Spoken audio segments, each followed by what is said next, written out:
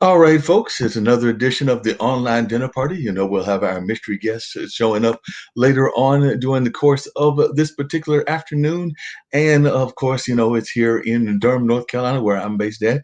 I'm your host, Mark Lee. And of course, we've been having some interesting weather here. It was definitely rainy earlier, and now they're talking about some possible tornado watches and some other kind of weather like that as well. Typical spring weather here in North Carolina. But definitely, we've got that going on.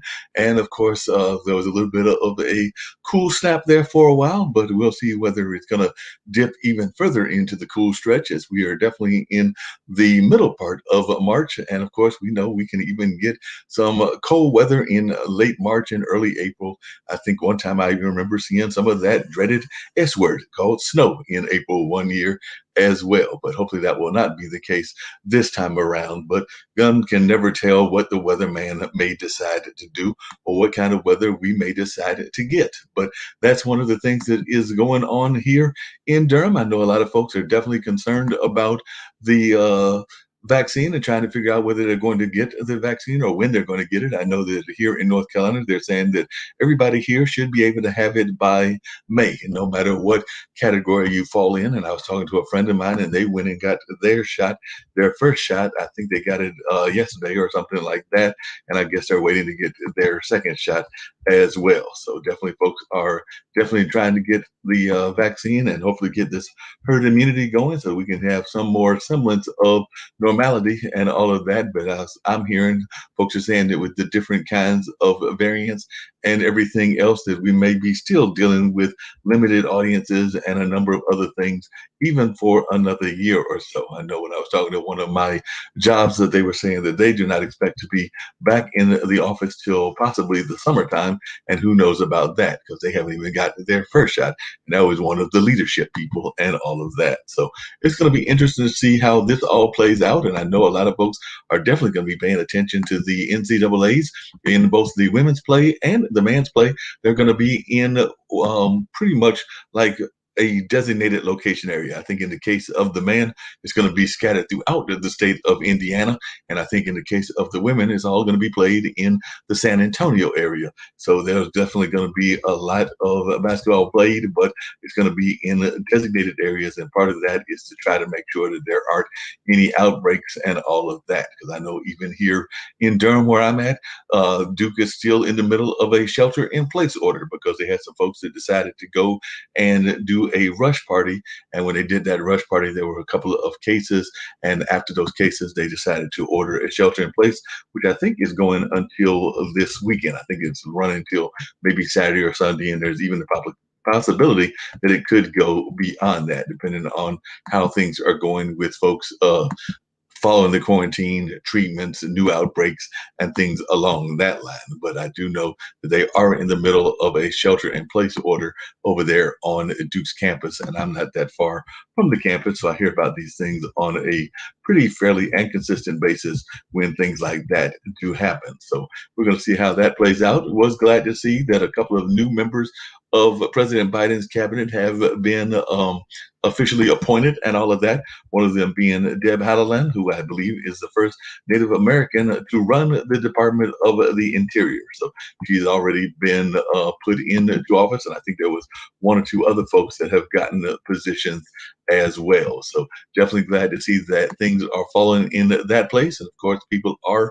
out there getting their stimulus checks and all of that. So that was passed and that money is coming. And I know that folks have been getting it and trying to use it to take care of their own economic needs and all of that. And I fear the possibility that there might even be some more checks that'll be coming in addition, some that are for folks with the children, like some children's credits. And I've even heard the possibility that there may be some talk about some monthly checks coming out similar to this first round of stimulus checks, and they could come as early as possibly June or July. So we're going to see how this all plays out and what goes on in that sense. I know when Andrew Yang was running, he was talking about the need for some sort of a universal income. So this could be the beginning of something along those lines. So we're going to see if that passes or does not pass. And I know that there's still a lot of folks out there that are still fighting for $15 in terms of a minimum wage, because it's been a long time since we've had a minimum wage raise of any sort.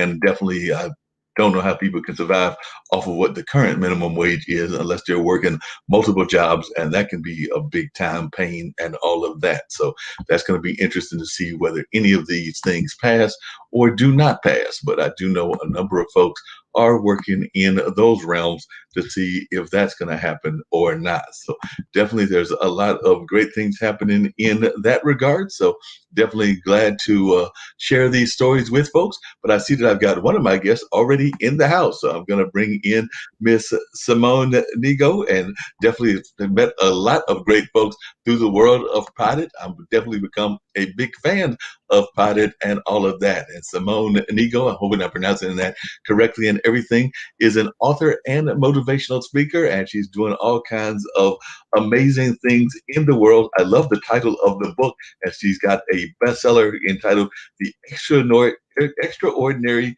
and Ordinary. And I definitely believe that we need more of that in the world and everything. And I'm already jealous because she's climbed Mount Kilimanjaro. And I like saying that, there's a lot of things that I've always wanted to do. And that is one of them, is to possibly go on some sort of great trip like that and be able to climb that lovely historical iconic location and everything. And she has adopted a number of children as well. So I think she said she's adopted 3 of her 6 children, and that she helps women change the way that they see themselves. So she's also been married to her husband for 27 years, and then is a graduate of the University of Florida, and has done a number of other great things as well. So I've told a little bit about you, but I would love for you to tell more about yourself, and then we'll just get into a whole conversation. Because, like I said, I just love the title of that book, The Extraordinary and Ordinary You. Thank you. And thanks so much for having me here today. This is one of my technology fails in that I'm like, oh, wait, I have to log into Facebook and I don't even know my password. So I literally had to go change my password. So that's something about me. I'm not so good with technology. But I'm here now. So yeah, I am, I'm a mom of 6 and I've been married for a long time. And I went to the University of Florida. I graduated with a master's in accounting and became a CPA for a little bit. I've done a lot of different things in my life.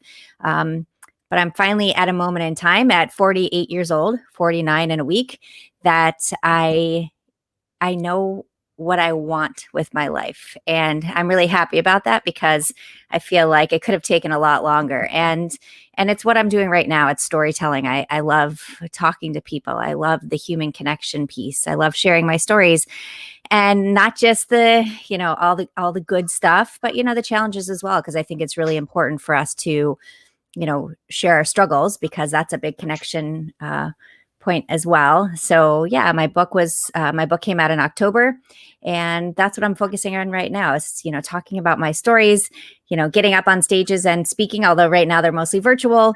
Right. But that's really where I'm at. Well, it sounds great. Sounds like you're doing some great and amazing things and everything. And it's interesting that you say that, because I know a lot of times people will they'll ask young kids, do you know what you want to be when you grow up and everything along those lines? And they will sometimes even ask us adults, and I'm in my late 50s and everything, but sometimes you sit there and you're going like, I don't know that any of us really know what we want to be when we grow up, because we oftentimes wind up changing careers a number of times. I use it as an example, and I don't think that he has any problem with it. My dad was definitely in the Air Force as a young man and all of that. So he was stationed in Istanbul when I was born, and all of that, in Turkey and everything. But then later on, he went on to do some work in the civil rights field. And then later on, he and my mom went and founded a radio station in rural North Carolina and all of that. And then after that, he went and became a professor of media in UNC, and I think he did some work at Duke as well. And then currently, he is a fairly well-known artist. So what? I just named about 5 different careers that he's been involved in and all of that. And I'm sure I left out something, but definitely he's been involved in 5 numerous careers in his 80 plus years of living and all of that. So do you think that that's even a fair question for us to ask the kids, much less the adults, since a lot of times we are constantly evolving beings? Yeah, I mean, I definitely have more more than 5. So, I mean, if I started listing them, you'd be like, seriously? But I look at my kids, I look at all of the kids and think, like, how do we know, like at 18 years old, you're committing the rest of your life to one thing? And I think that's really tough. So I think that, what I tell my kids is find something that you're really passionate about and understand that it's probably going to change. So, and, they're not old enough yet. The oldest one is 24 and he's still working on his master's. So, we'll see where it goes. But I do think that it's really hard to commit ourselves at such a young age. And we do evolve. Like we find all these different things that we're passionate about, and we figure out the things that we're not passionate about. And then we kind of go from there. And for me, it was a big evolution. And, when I'm at this place, this point in time, everything I've gone through has brought me to this moment in time. So, all of the things that I've done, all the people that I've met, it's all part of my journey. And, I'm sitting right here because of all of those things. So no regrets on any of them, just that they're part of our journey, and it's okay to change your mind. Yeah, I definitely am agreeing that we oftentimes change our mind, and sometimes we might even change our mind in the middle of the conversation, and everything. But I oftentimes find that we oftentimes do want people to stay with the same mindset all the time. I think that we sometimes put jobs in the same place that we do relationships, and there's always that thought that you're going to stay with the same partner. And it sounds like you've been fortunate enough that you have for all of your life and everything. But then we do the same thing with jobs. But I don't know that we've done that. And I'm not even sure we did it in the 40s and 30s when my grandparents were like children and young adults and everything. But definitely, I know in the era of my parents, which would have been like around the 40s and everything, and my era, the 60s and everything, being born in the 60s, that you don't necessarily do the same thing all the time. Like I said, you oftentimes change careers. You don't want to necessarily get stuck in that same job and just be in that job forever. Even though one of the jobs that I do currently work, I have been there for about 20 or 30 years or something like that. But I just wondered, do you think that we sometimes still have that mindset that we need to be in that same work environment all the time? Yeah, I think sometimes that we feel like if we change, it's a failure. And Right. to me, failures are part of what we do. And I don't look at change as a failure. I look at it as an evolution. But, I think that we definitely, and a lot of the mindsets we have about stuff have been from our parents, that like you have to pick what you want right now, and that's what you have to move forward with. I had someone ask me the other day like what I wanted to be when I was a teenager, and I was like, oh, I wanted to be an actress. And my parents were like, no. And that was kind of like, we're paying for your school. And so I was kind of like, well, okay, I guess that there goes that. And okay, good thing probably, but still, those things where so I think a lot of our mindset comes from, how our parents were. And I'm trying to change that with my kids, and that, I want to give them that strong foundation, but also the understanding of that, hey, I changed my mind like 50 times. Like, it's okay. Like, as long as you're moving forward, you're being a good human, you're bringing good things to the world, that's okay. No, I definitely agree with that. Now, do you ever think that you might try to? Because you can do it even late life. I know I've had the pleasure of interviewing Ira David Woods, whose daughter is Evan Rachel Woods, which more people around the world know her than they know him, even though he's definitely a state icon here in North Carolina and everything. But he's still doing acting. He does the Christmas carols just about every year and everything. So, and he did it this year, this past year, virtually. But I said, do you ever think that you might try to get back into acting? Because you could still be an actress in even this part of your life and everything. So is that something that you've totally given up on, that since your parents told you that decades ago? So I would not, I never say never, because I've learned that you can never say never, because you never know what's going to happen. No, I mean, absolutely. If someone says to me, hey, you should be on my show, I'm in. But the idea of going back to, school again, I'm actually taking some classes in terms of public speaking right now, but, going back to school for a degree in it, no, that I can say no, but sure, if someone wants me on their TV show, I'm in. So still a possibility of somebody's Yeah. watching, and we've had some folks here on this show as well as some of our other platforms. As a matter of fact, one of the shows that we air is a show called Talking Upstream, and it's a group of young folks, I believe, in their 30s or 40s that are definitely creating some shows where they literally are creating comic books, TV shows, and everything else, and they're basically whiteboarding the process. So we are watching them literally develop these Wow. hundreds of ideas of theirs on a regular basis, and they do that. Well, it airs on Sundays, but I think they do some pre-recording as well. But they definitely are going through this whole process and trying to hopefully have one of their shows picked up by, say, a Netflix or something like that. So who knows? Maybe they'll watch it. They'll be like, she could play that role. So one never can tell. They may be watching. I know that there's some of my fans and everything, so they may be watching and thinking right in their mind that you could be playing like a character from like the Wild Wild West or Oh, something along those lines. okay, that would be a fun one. That I would be like, yeah, sign me up.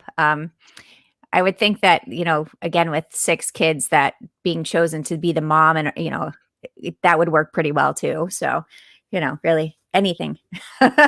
And one of the things that you said in the book intro and everything, I thought it was such a great quote and everything. I would love you to talk about a little bit about is it's this whole concept of, do you wake up every day feeling like you're only going through the motions? Because I have heard even to this day, sometimes people will talk about the folks that they see that almost, and I hate to use this because it's almost like a horror movie analogy, but they feel like they're like seeing the walking zombie. So they feel like that people are walking around and kind of like just going about the day-to-day motion of going through whatever they're doing, but they don't have a passion for it. They don't really have a joy of it. And it seems to me that that's part of what you were saying and everything, where you were saying that hundreds of choices you make may have almost no impact on the people around you and all of that. But I would love to hear your thoughts about that, because I do know, even when I talk to my friend Zach, who's a funk musician, we oftentimes talk about folks that we see here in the Triangle and other places that don't seem to have that drive in whatever their driven field is. Because I think that we all have things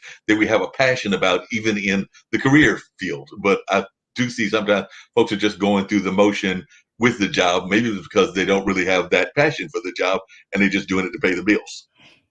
Yeah, I mean, I think that's part of it, is that, when what I've realized for myself is, I choices I've made in the past have not been for what I want to do, where I want to be, those kinds of things. And so, you do feel like you're going through the motions sometimes, because in addition, I think that we don't realize that the small choices that we make every day, how they impact the people around us. We just think like, okay, this is it. I just did the laundry. I just did the dishes. I just made lunches. And now I'm driving somewhere and someone just cut me off. And, like, so these things that we think like make no impact, it's not true. They really do. Like even today, I stopped somewhere. I stopped at the farmer's market, and two things happened. One, I didn't have any cash with me, which is not a smart way to go to the farmer's market, but I was running to get like 2 things.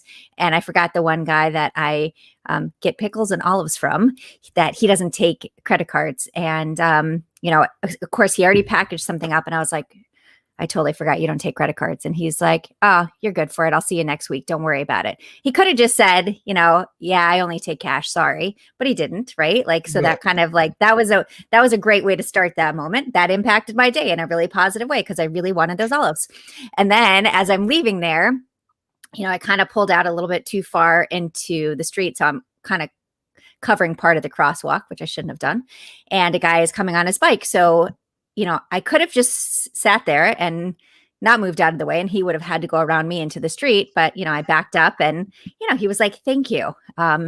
It's little things like, again, we don't think that it's a big deal, but, things like that, where you go out of your way to be kind, and we think like, oh, we're going out of our way. We're not, I mean, like, they're really little things, but so I think that we get really down on ourselves sometimes, not realizing that, all of these little choices really do positively impact people. And we just feel like we're going through the motions when I make a lunch for my kids. I don't make the best lunches, but when I make lunch for my kids, like, that's something that I do because I love them, right? Like, this is a moment in time, and they're like, will they remember it later? I don't know, but still, I remember it, right? I remember that these are the things that I'm doing. And I used to say like, oh gosh, I have to make lunches again. And now I'm like, oh, I get to make their lunch. So I've just kind of really changed the way I I look at these little things that I'm doing. Obviously, there's bigger things as well, but even just saying hi to people, Right. like that doesn't happen that much anymore. It's fascinating to me. And it's interesting you said that because you just acknowledged something that I think a lot of times motivational speakers don't oftentimes do enough of and everything. But in the course of that conversation that you were just having and everything, you mentioned the fact that you don't necessarily think that you make the best lunches. And I know a lot of times when you hear people that are motivational speakers or just dynamic individuals in general, they always try to highlight the great things that they're doing without necessarily highlighting their weaknesses. And we all have weaknesses. Matter of fact, I'm sitting here looking at my apartment and thinking to myself, wow, it really needs cleaning because I'm not the most neatest person in the world and all of that. So I acknowledge some of my mistakes as well. But I wonder, do you feel that that's something that more of us need to do is acknowledge the things that are not necessarily right? Because I do know that we look to motivational speakers to help us, well, definitely motivate us and to help kind of like guide us and things of that nature. But we don't necessarily think about the negative aspects or the unmotivational part of their journey. One of the things that I've mentioned on this show or a couple of these shows a couple of times is that, and I'll just use the Bible as a reference, is that we always hear the story of the various stories of what Jesus did as an adult, as a young adult, before he was sacrificed and everything. And those were great stories that are in there and everything. But I'm waiting for them to find the stories from Mary of when Jesus was a baby, because I'm thinking that he probably had to do like all other babies and all other children did. And I'm thinking that there had to have been some times within his life where he was a typical teenager and a typical kid, and therefore slightly rebellious. But that's just my thoughts. But I was wondering, do you think we don't focus enough on the positive aspect? I mean, on the like some of the negative aspects or the things that might be considered weaknesses, like the fact that you don't think you make the best lunches in the world. I also don't make the best dinners in the world sometimes. But no, I think it's important to acknowledge those things. Again, when I'm listening to a motivational speaker, I want to find a connection point. I don't want to find that this person is totally unattainable. Like that will, again, I had a moment in time where, and I write about it in my book, and this was kind of like a turning point for me where I'm listening to a motivational speaker and thinking that will never be me. Right. And then I thought, like, that's the whole point. Like I'm supposed to be who I am. They're who they are. I'm who I am, and recognizing my own value. But when how do you connect with people? Like sometimes the connection is over struggles. So Right. that's why I think it's so important to share, like, yeah, I mean, there's lots of things that go wrong every day in my house, and, ridiculous things that, I was telling this story the other day, and it's kind of become one of my favorite stories because, it makes me think about like how my kids are. So, I'm waiting to get into the Starbucks drive-through, and I'm left a little extra space so in case anybody needed to get by, and of course instead of someone trying to go by, they just cut in front of me and cut into the line, and I got frustrated right away. And I'm with my daughter who is 13, and she was like and I'm like complaining, right? I'm like, I can't believe that person cut me off. This is ridiculous. Here I am trying to do the right thing. And she's like, take a step back, Mom. I think you need to reread your own book. And Wait a right? minute, your daughter told you to reread Oh, your own book? she's like, reread your own book. Like, read the messages. Like the message, you're talking all about patience, and you just had like zero patience there. And I was like, you're right. You're right. Like, this is like, why am I upset about this? This has no impact on my day. Honestly, it just was, I was frustrated in the moment, but it was such a good way for her to kind of bring me back and say, okay, come on. Like, and then, we get up to pay, and the person who had cut us off paid for our drinks. And so it's like one of those things where you're like, why am I getting upset about something that, and then my daughter's like, so since they paid for our drinks, can we pay for the people behind us? And I said, absolutely, we can do that. But it's again, like, we have failures every day. It doesn't matter like how, on course I'm trying to be with things. Like, there's things that happen. I made a mistake, and let me move forward. And I'm so glad that I have a child to tell me, like, you made a mistake, Mom. Yeah, definitely. One of the other things, it's interesting you said that because I had a guest on one of my other shows. I think it was on Monday, and they were talking about the fact, similar to you, they're a life coach and everything, but they had actually gone through life where they had actually had a number of what people would consider successes. They were living the high life, for lack of a better term, and everything. So they would be almost like part of, I'm not saying that they were, but they would be at least probably considered part of the 1%, multiple houses, multiple things, and all of that. And what they found as they lost those things, so they were even in a marriage and all of that, and then they got divorced. But they found that um, that really wasn't the highlight of what their life was about. So now they're going around trying to help people be very positive about whatever their turmoils are going through. And yes, they're still making money off of their speaking tours, but they're not as so enthralled by saying the multiple houses, the multiple boats, and whatever else that they might have had when they were in those kind of high living kind of attitudes. And it seems like you almost had like a similar kind of journey where you were involved in philanthropy and Mhm. even had a love of physical challenges and all of that. So I was wondering if you could share a little bit about your philosophy of life and everything.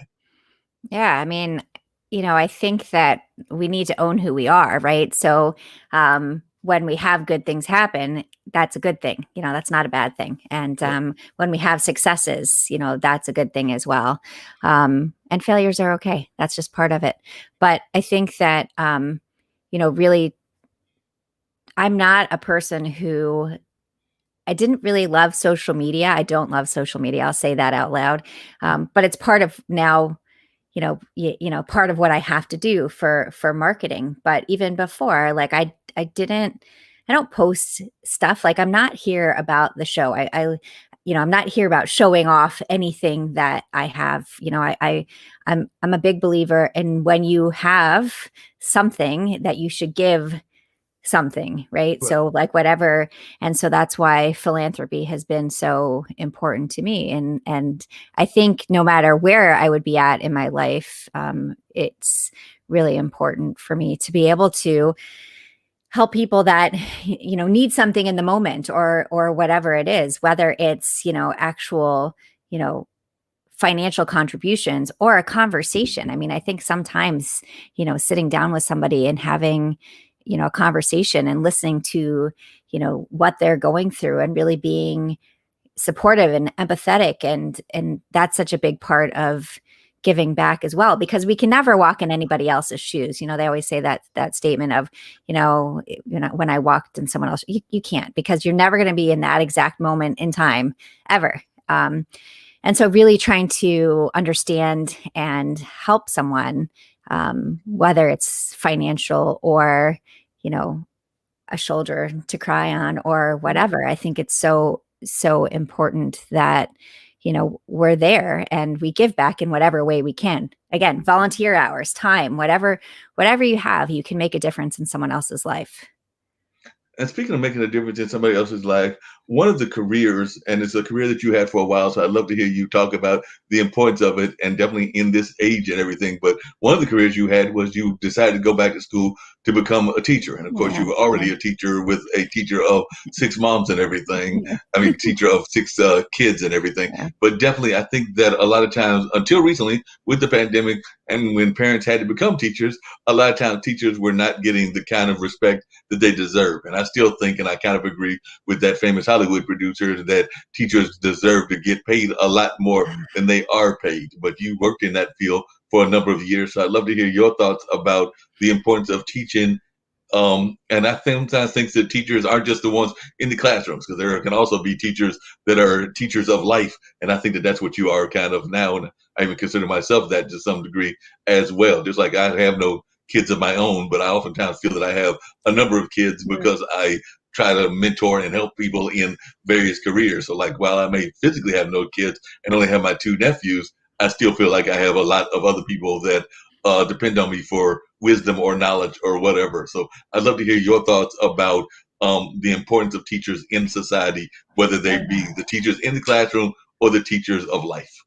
Yeah, I think that teachers are really one of our biggest assets. They're one of the most important things. They help, shape our good humans. And, really looking at I'll take a step back. When I decided to go back to school, and that was my thought process. I already have 6 kids at home. We have such a diverse group in terms of, our family itself, but also in terms of, you know, um, educational, you know, needs, that kind of stuff. And I think that I was like, yeah, I'm doing this at home and I really like it. Let me go back to school and be a teacher. And I did. And what was the hard part for me is that I ended up having to pay my babysitter more than I made because, I was the kind of person that wanted to get there at 7 o'clock in the morning and make sure I had everything ready to go. And I stayed there until 5 o'clock in the afternoon. And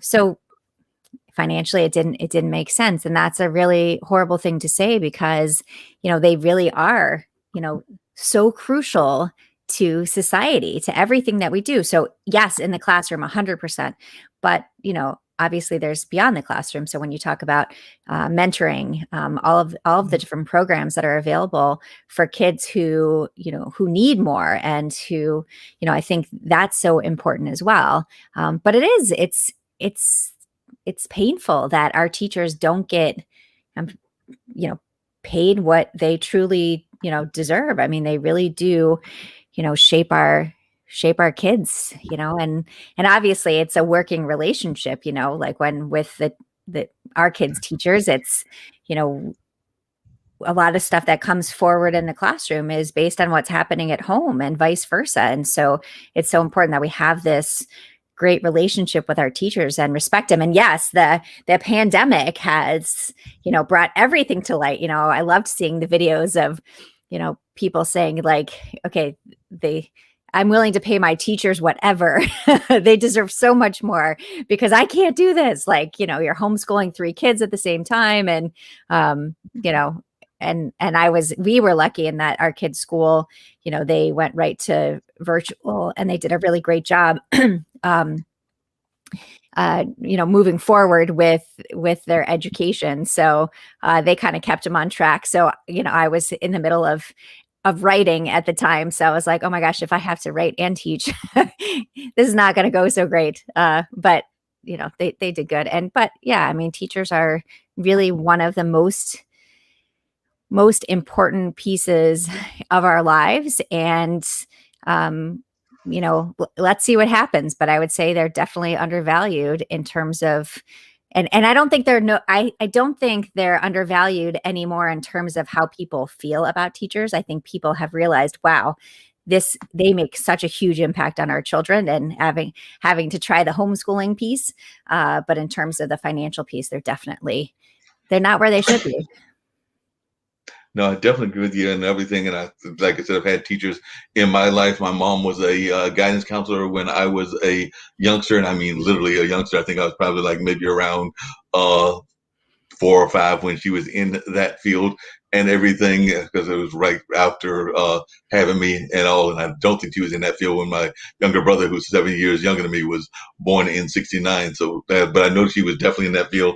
And one of her sisters was a teacher and a principal in both New Jersey and Virginia in terms of being in administration and all of that. Because I know that she did administrative work in New Jersey, and I know she did administrative work, I'm fairly certain, in the Richmond area as well. And then I've got another aunt that is been involved in teaching, and another aunt that has been a medical librarian. So definitely teachers. Yeah. And then I've had folks in their family that have followed in those footsteps, doing teaching or being somehow involved in education. Even my younger brother works with at-risk youth. So definitely it is something that I think is very important, and we don't give it enough attention, the role of the teacher in society and all of that. Another thing that your bio talks about, and I'd love to hear you to talk about this as well, is the importance of faith. And I know that my dad's other half, his significant other, is a dancer, and she's also been involved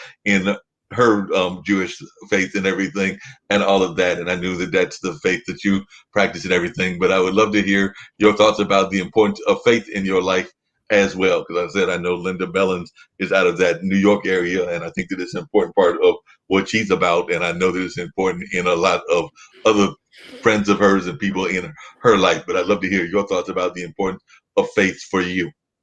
Yeah, for me, I mean, faith has been a big part of my life. I am not a super religious person, but you know, having the traditions, having, what connects us as family has always been such an important thing for me. It was how I was raised as a kid, and how I raised my kids in terms of Judaism, and really focusing on the things that bring us together as a family. And one of the things that I love to really talk about is the concept of tikkun olam, which is healing the world. Mm, And that for me is a big part of the philanthropic part, is making the world a better place for all people, not just people who are Jewish, because again, we're all human, right? So, right.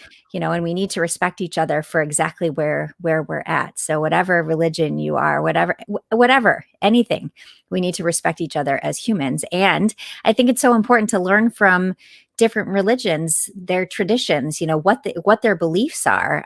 To me, it's always fascinating to have conversation, because obviously I love having conversations, but to have a conversation and really learn about someone else. My husband was not Jewish growing up. And when we got married, he did not convert. It was a conversation of not about conversion, but how are we going to raise the kids? That was our conversation. And the mutual decision was that we were going to raise the kids Jewish. And conversion was never a discussion.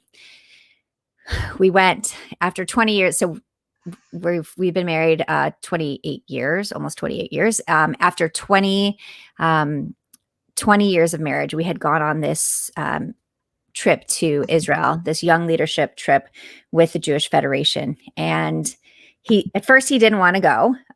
He's like, I'm not Jewish. I'm going to be the only person on the trip that's not Jewish. And I'm like, you'll be fine. Like, come on, we're going. Our friends are running the trip. We're going to go support them. And he didn't tell anybody that he wasn't Jewish, and nobody asked the question. Like, it wasn't part of the conversation. And it was the first time he really felt like he was part of a community. He really felt how much the people around us cared. And to him, it was like such a turning point. And at the end of the trip, we had a discussion about the moment, what the most important moment for us, what the powerful moment of that trip was. And he sat there and he told everybody that he wasn't Jewish, and that this is the first time he felt, really part of a community, and that when he got home, he was going to start his conversion process. And he did. He converted to Judaism. A year later, he worked with the rabbi for a year. And so he actually had his bar mitzvah. Our oldest daughter turned 13, and so she was having her bat mitzvah. So when he went to do one of the prayers, he had his bar mitzvah at her bat mitzvah. So after 20 years of marriage, that's, so faith is really important. It's really, it's part of, part of everything that we do. And, it's not about judgment. It's about inclusion. That's always the biggest thing that's important to me, is that we include everybody for wherever we're at, and respect people for whatever their choices are. No, I definitely agree with you on that. One of the things that I oftentimes talk about on this platform, and then I was going to share another story that came from another previous episode, but that I talk about on this show, is that I oftentimes find that I don't care what the person's faith and or spirituality is, because sometimes I think that there's a difference between spirituality and religion. Like, there's going to be big differences, but I don't care what the person's uh, forms of practice are in terms of spirituality or religion or whatever. But it seems to me that the core principles are the same. It's sometimes when we get caught up in the extremism of any of the faiths, whether it's Christianity, Judaism, Islam, Buddhism, it's a number of the other ones as well. But the core values are pretty much the same, which is respecting your neighbor, respecting your mother and father, and a lot of the other things. But it seems to me that where we get caught up is in when we get the extreme kind of things. But if you look at like the paradox of our ages, which I've got on my wall, which is kind of a Buddhist thought and everything, and I'm not a Buddhist or anything, but if you look at those, or if you look at the Quran, or you look at the Bible and you read the core messages all seem to be very common and everything. And I remember years ago, and I think my dad actually called me to watch it with him. It was one of our famous anchors. It might have been Jennings or Koppel, and they were doing this whole piece on religion. And that's what they found, was whether it was Western or Eastern, pretty much we all want the same thing. But it's when we get caught up in the extremism that's where the problems lie in existence. So that's just kind of my philosophy of faith and religion. But I think that's where we sometimes get caught up in the negative aspect of it, is when folks take it to the extreme or take the my way or the highway kind of approach as well. So those, I think, are not that great either. But the story I was going to share with you was, I was actually on one of my guests on a past show. I think it was just like a couple of days ago, and I think that might have been on Mullins, which is one of the 3 shows that I do here on this platform and everything. There was a young lady that went on a trip similar to your husband's, but she went on a trip of all couples, and she was the only single person. So, like I said, she actually enjoyed the trip. They enjoyed her being there, but they were all people. She didn't realize it because they had just told her to come on the trip.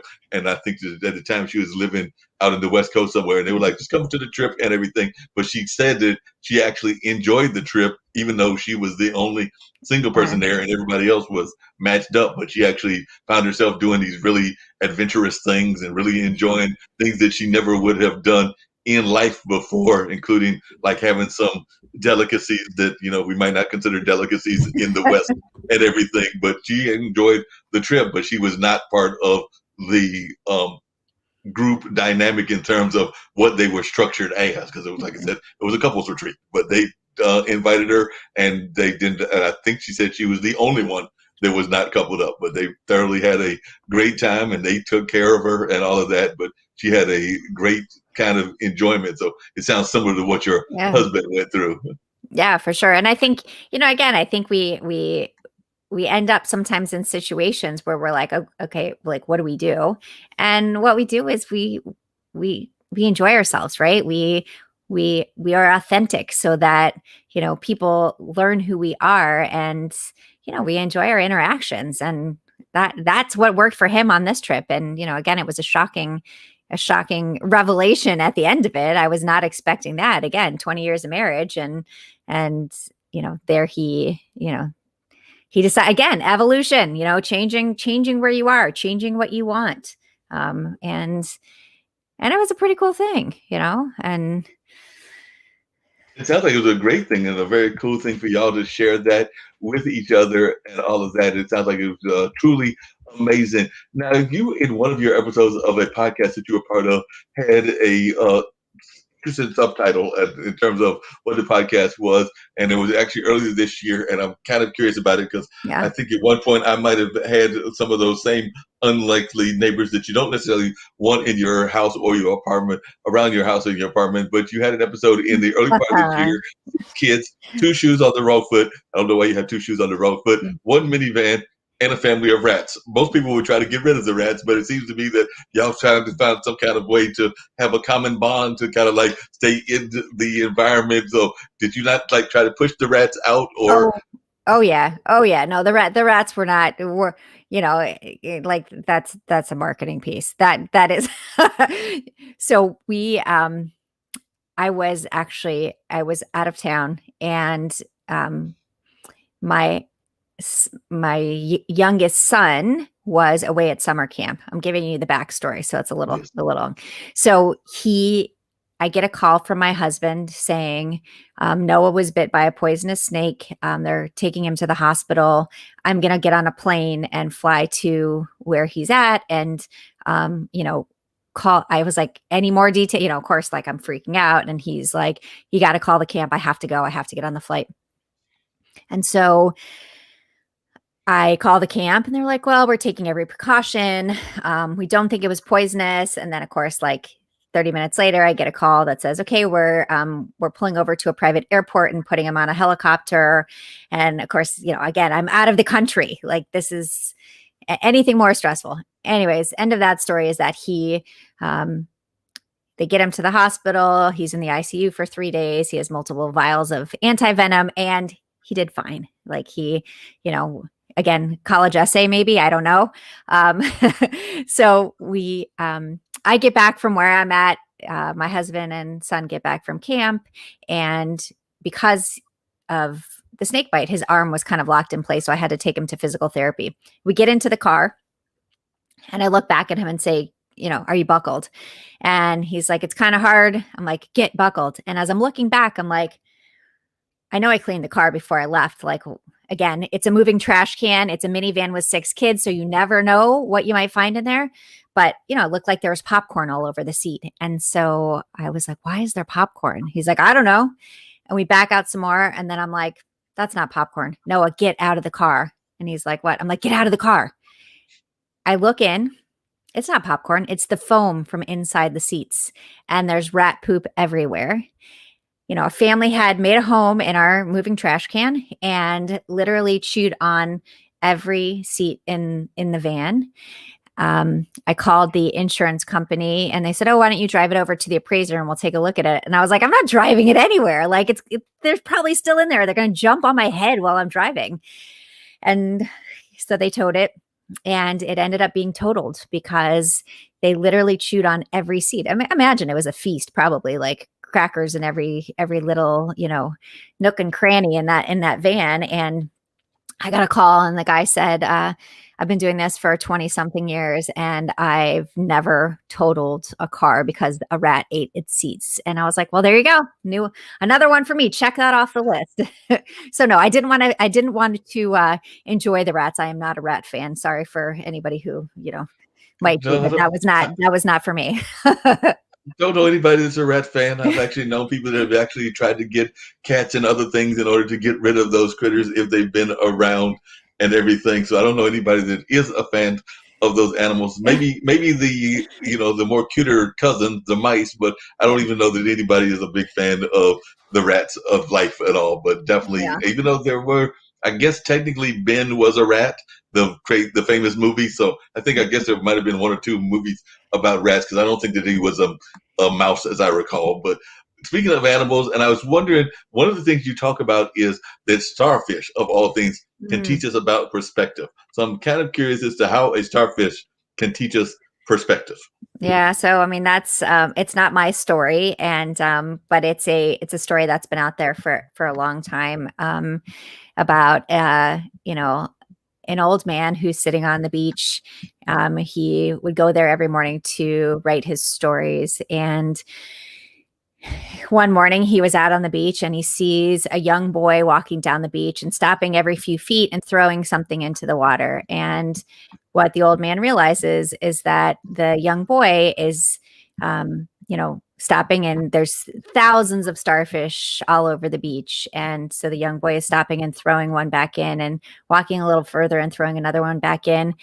And the old man says to him, like, there's so many of them, you can't save them all. What difference is it going to make? And so the little boy picked up another one, threw it into the water, and he said, well, it made a difference to that one. So, I think that I love that story. I've loved that story my whole life because I think it is, that whole idea of perspective and that, yes, so again, going back to the little things we were talking about before, the little things that you do every day really do impact the world. And so whether it's 1 starfish or 1,000 starfish, that 1 starfish or that 1 person that you impacted is better for it. And so I like I said, I love that story. And from the moment I read it, I thought, okay, this is something that I will always read to my kids and also, refer to it in my book once I decided to write a book.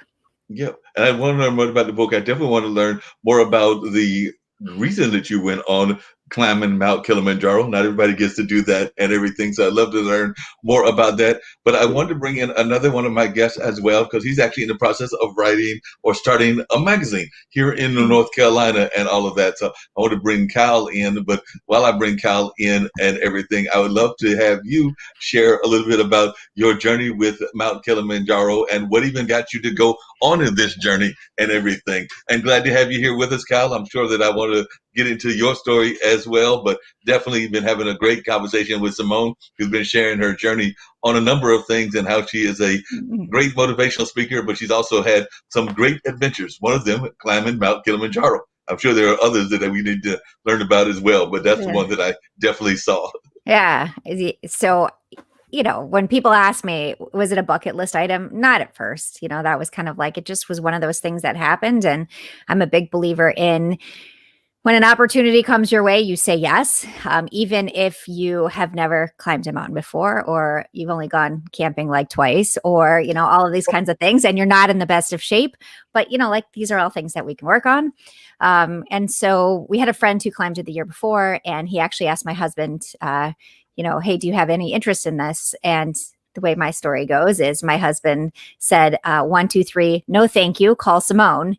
He doesn't have the same story as me, but I like my story. And so they did. And I said, yeah, I want to do this, because it wasn't just climbing Kilimanjaro. I was raising funds for the Live Strong Foundation. I was going with a group called Survivor Summit. So several of the people on the trip, there were 16 of us. Several of the people were cancer survivors, or we were climbing in honor of family or friends who had cancer, who had, whether they were in treatment right now or had passed away. And so it was a really powerful trip. And so from the second I signed up for it, I said, I'm going to do this. Like, this is, I'm going to work out, and I'm going to, get myself in shape, and, I'm going to do this. And I believe in myself. And that's what I did. And again, going with this group, they were, you want to talk about motivation, you want to talk about inspiration.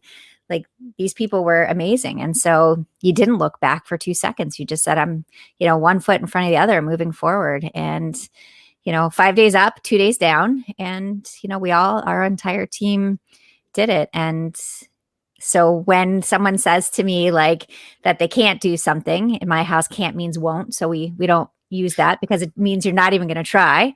And so I changed the narrative. When someone says to me, oh, I could never do that. Well, do you want to do that? Well, no, I would never want to climb Kilimanjaro. Okay, then say you don't want to do it. Not that you can't do it, because you can do it. Like, if you work hard, you got to work hard. You can't just say, I'm going to do something. You have to work hard. You can do it. Anyways, that's Kilimanjaro.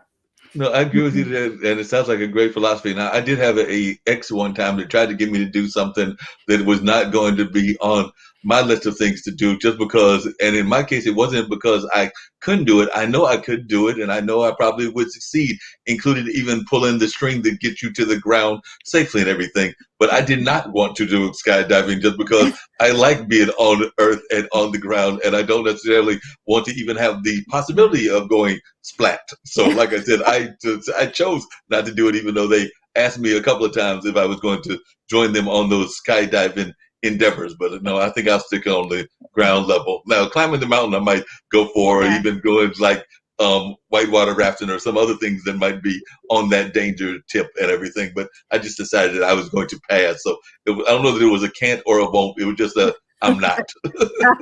That's okay. You didn't want to. That's a different story. So yeah. That's a whole different story. I wanted to bring Cal into the conversation because one of the things he does, and I'm sure you might even have some advice for him as well, is Cal is in the process of starting the way his dad, and I've known his dad through the world of low power radio stations and things of that nature. He's starting a magazine that's going to be like a cultural magazine here in North Carolina. So it's going to explore a lot of our cultural stories, some of our other stories as well. And Cal, I want to say, is probably in his late 20s or early 30s or somewhere around that age range. And I think his partners are as well. So definitely, I'd love for you to share a little bit about this journey of this magazine. And has this been always a dream of yours, that you've always wanted to do a magazine? I know your dad's been involved in the radio, so he's been involved in media. So you've definitely grown up around media, but has this been something that was one of those bucket list things that Simone was talking about? Or is this something that you just decided that popped into your mind and you're like, I got to go do it now? How did this whole concept of a magazine come about, and what kind of ways are you going about creating this magazine? Yeah, a lot to unpack there, and it's good to be getting some motivation here. Yeah, we're a month in to the Assembly, which is a statewide digital magazine about North Carolina. So we do politics and culture and arts and environment. We just had a big story about water quality come out today, and some of the pretty thorny, tricky issues around North Carolina's water that came out just a couple hours ago. And so I'm a little bit brain fried from getting that piece out and live, but it's good. It's good to be here. So is this a bucket list item? I've always loved writing. I was a speech writer for many years. Always respected journalism in state and nationally, and loved kind of hearing those compelling stories being told about what I'm seeing around me. And I got the chance to work for a number of institutions in North Carolina, and there were these big problems that they were trying to solve. And I didn't quite feel like the journalism about these institutions, and I can be more specific, but the UNC system and UNC Chapel Hill and politicians and big decision makers who are making good choices and bad ones, but they were making under-examined choices, right? And I thought that we could do a better job of covering them. We've got a lot of really good writers in North Carolina, and so I wanted to build a platform that gave those writers some time and money and motivation to write big stories about North Carolina. So we launched a month ago. I started working on this probably 9 or 10 months ago. So less perhaps life pursuit and more a lot of threads in my life coming together for this. Definitely. And it sounds like it's almost kind of similar to what Simone was talking about, even in the way of her lifestyle and everything. So definitely, Simone, it sounds almost parallel to your book. So I'd love for you to share a little bit about the book with Cal so that he can learn a little bit about what your book is all about and some of the themes of the book. Because as I'm hearing him talk, I'm like, wow, that could almost be some similar themes that her book has. So it's funny because you say about always, again, like I wasn't a climber, I wasn't a writer. And so when I first said to, I almost been married 28 years now. So my husband has always been a big, always super supportive. Otherwise he would have been gone a long time ago. Cause I changed my mind a lot. I have a lot of things going on, and we have 6 kids and now we have 4 dogs. We got a new puppy 3 days ago cause we needed that. But so when I started this journey and I said, I'm going to write a book, and he's like, I can't wait to read it. Like, okay, that was great right there. That was great motivation. But my book is really, it's about our stories. It's about our family. It ties, kind of everything together under and a lot of it isn't new information, like when we talk about the starfish story, or we talk about, what my beliefs are, it's really about making the world a better place. And I'm a big believer in that we don't need to change who we are. We need to change the way we see ourselves, because we all have extraordinary pieces within us. We all are unordinary because we're all unique. But I think, so much of what we do, we focus on what everybody else is doing. And, I had to stop doing that because it doesn't get me anywhere. It doesn't get anybody anywhere, honestly. And so really, that's really kind of the basis of our book and my book. And, like talking about the kids, and we adopted our youngest 3. So their adoption stories and just really the world as I see it. So I applaud you for starting this, new venture, because I know like it's hard to just, put yourself out there and really follow up with all the work that's needed. And it's beyond the writing. For me, that's the hard part. And this is a question for you too. It's not just, writing the book. Now it's like the marketing piece of how do you get people to know about, your magazine? How do you get people to say, oh, wait, I really want to read this? And that's been an interesting piece for me. Build it and they will come is not really a workable proposition, is it? No, I love saying that, but not so true. You've got to bring the folks to the good product. Yeah, that's right. And it really does come down to all the other parts of this. And how do you do the operations while you're doing the fundraising, and then also the selling and the marketing, making all the trains run on time, all while you're doing quality control about the thing that matters, which in my case is the journalism. In so many people's cases, something slightly different. But there's only so much, so many hours in a day, but there's also only so much emotional bandwidth a founder, a person, a human has. And so had an interesting conversation today about strategies for blocking time and prioritizing and triaging and all of that jazz. And I think that's all so important. It's interesting you say that, and me and Simone have been talking about that earlier. How do you feel, and this is actually for both of you, that you managed to do so much? Because you're right, there's unfortunately only 24 hours in the day. We haven't even been at the 28-hour day yet and everything. And there's supposed to be, some of those hours are supposed to be designated for sleep. They say somewhere between 6 to 8 hours. Some of those things are supposed to be designated for definitely things outside of the work environment, whether that's cooking, and of course you're raising the family and everything, Simone. So definitely, how do you manage to do this? I know I was talking to a friend of mine earlier, and we were actually realizing that we were sometimes multitasking, and I think that more and more people are multitasking. So you might be doing two things at the same time. But the old saying about that is that one of those is going to lose out in the long run. So if you're multitasking and you're trying to do two things at the same time, one of those may not be done as effectively, and in some cases, both of those won't be done as effectively. But sometimes you're almost forced to multitask. So I was just wondering, do you find yourself, both of you, multitasking, where you might be sitting there kind of doing the concept of the magazine while washing dishes, or in your case, Simone, taking care of the 6 kids of different age ranges while also trying to think of the next book?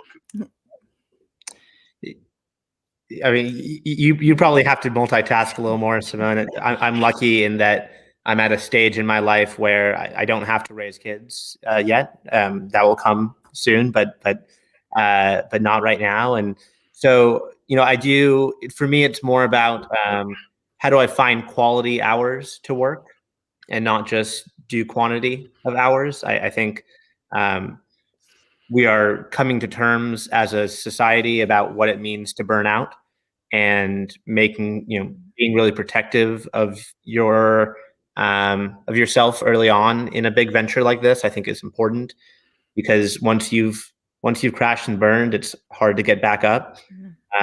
So, what is the rhythm that you can be sustainable at, to me, is a much more important question than how quickly can I sprint for 2 weeks. Now, remembering that in the moment, a different thing. Yeah, for What sure. about you, Simone? Yeah, I mean, it is all about prioritizing. I used to say that, oh my gosh, I'm so good at multitasking. And my husband would be like, okay, can you listen to yourself? Let me show you a study on that, because it's not true. You're not, like, if you're multitasking, like, this is not something to be proud of. So, but we do, like, we have to, there are certain pieces of the day where it's like, I'm doing 3 things at one time. And yes, 2 of them are not getting the best side of me. And when I talk about prioritizing, it's like, okay, let me look at my day. Let me see what I have to get done. And the other stuff will fall into place later. I make a list, I lose my list, I make a list again. And guess what? By the time I make it the second time, some of those things are no longer on the list because I've already accomplished them. But I now make my list on pink paper, because that way I really don't lose it, because it doesn't get it doesn't fall into place with the kids' assignments and stuff. I like that. I'm gonna buy some pink paper. Yeah, it's actually very effective. It's funny. I'm like, oh wow, it's the same list that I've had for like 3 weeks now. It's still there.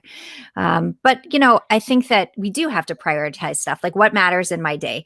I had a friend once say that someone came over and she was like, my house was a mess. And I was like, okay. And she said, well, what I've told people is that if they want to come over and see my house clean, come on Wednesday, because I have someone cleaning my house on Wednesday. If you want to come over and see me, come any day of the week.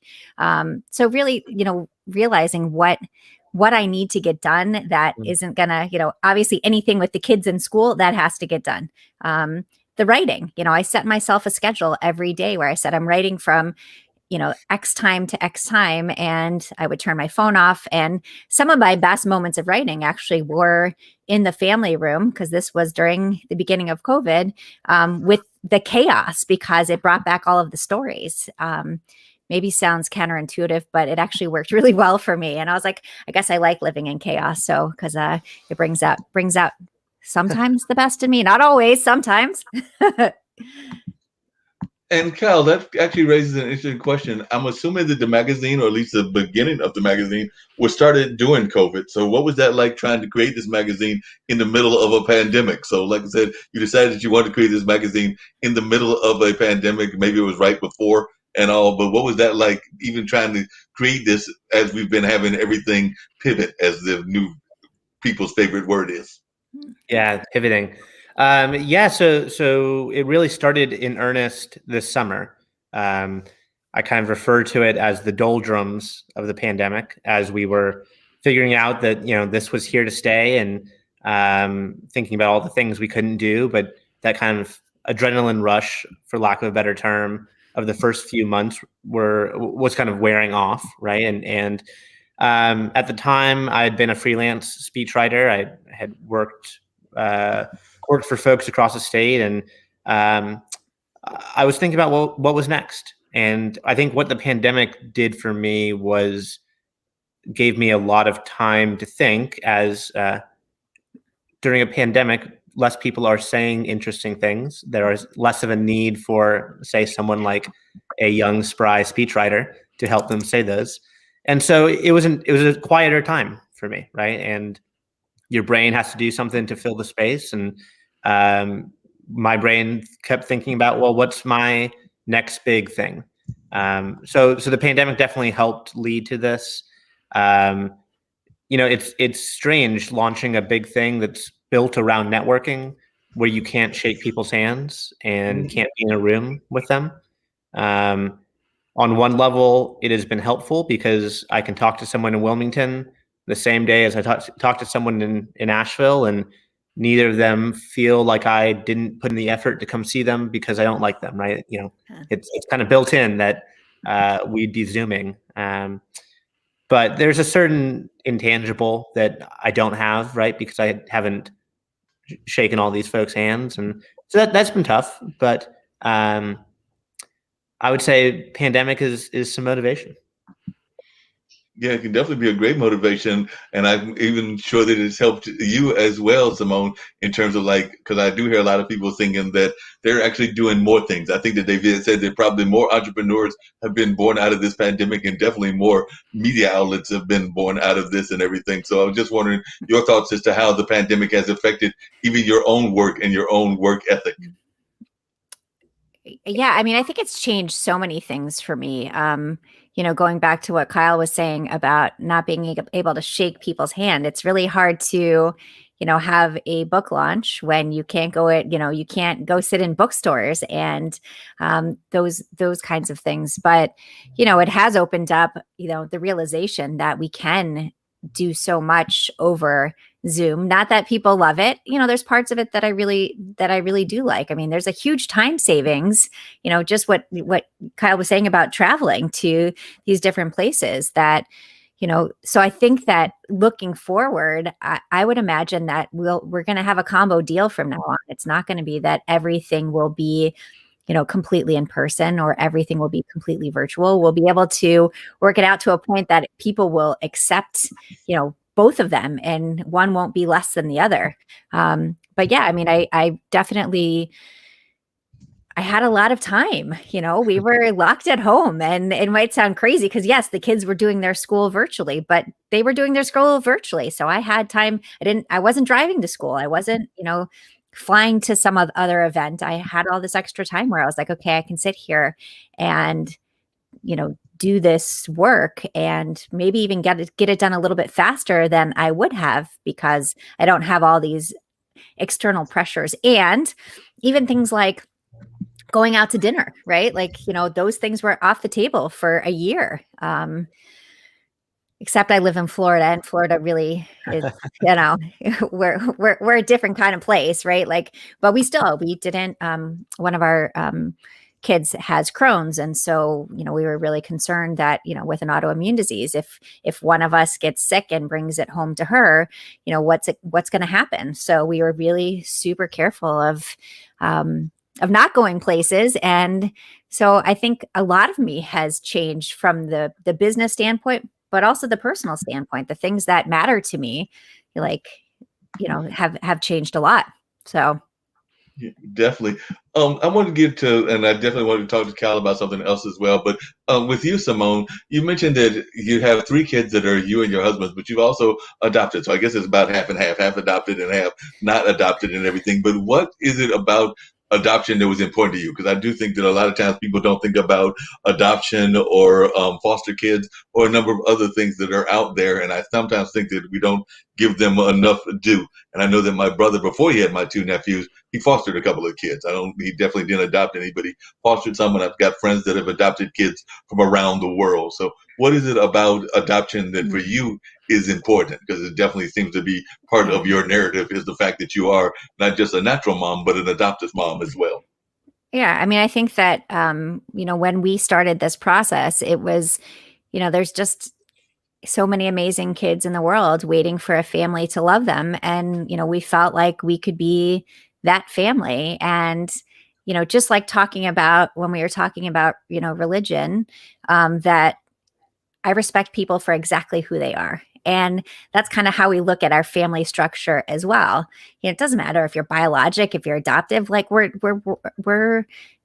a family, right? Like we all have like the different things that we bring to the family, but in terms of our value, we're all equal. And so I think it was really important to us when we said we wanted to continue building a family, that growing our family, that we looked at other avenues, and that was the right choice for us. So we have our 16-year-old and our 13-year-old are from Ethiopia, and our 14-year-old is from South Korea. And I can't imagine my life any other way. And it's really opened my eyes to, the world, to so many things, to, people in general, and to love, like the power of love, like what an impact you can make just by loving someone. And not to, what do you say? And I actually think that it's a great thing that people are able to be adopted from different cultures and everything. But what do you say to those that say that it's not fair for you to adopt somebody from, say, an African country or an Asian culture if you're not part of that culture? Because I have heard that argument put out there and everything. So I'd love to hear your thoughts about that, because I have heard people say that, you don't necessarily, and I'll just use the example of hair. You don't necessarily know how to handle the hair of, say, particularly say an African American youth, not so much somebody from Ethiopia, but definitely an African American youth and all of that. So I'm just using that as an example. So what do you say when folks are like, it's great that you've adopted these folks, but maybe they should have been adopted by somebody within their own culture? So I'll take a step back and say that, first and foremost, that what would be the best thing is that if they didn't have something, horrible happen in their lives where they didn't have their family, like the fact that they had to leave their original family, right? So if we start with that piece and say that would be the best case scenario, that didn't happen, right? And that they were able to stay with their biologic family. Okay, that's not the case for my kids, right? So, and again, going back to that, we're all human. I mean, I treat all of my kids, with love and respect, and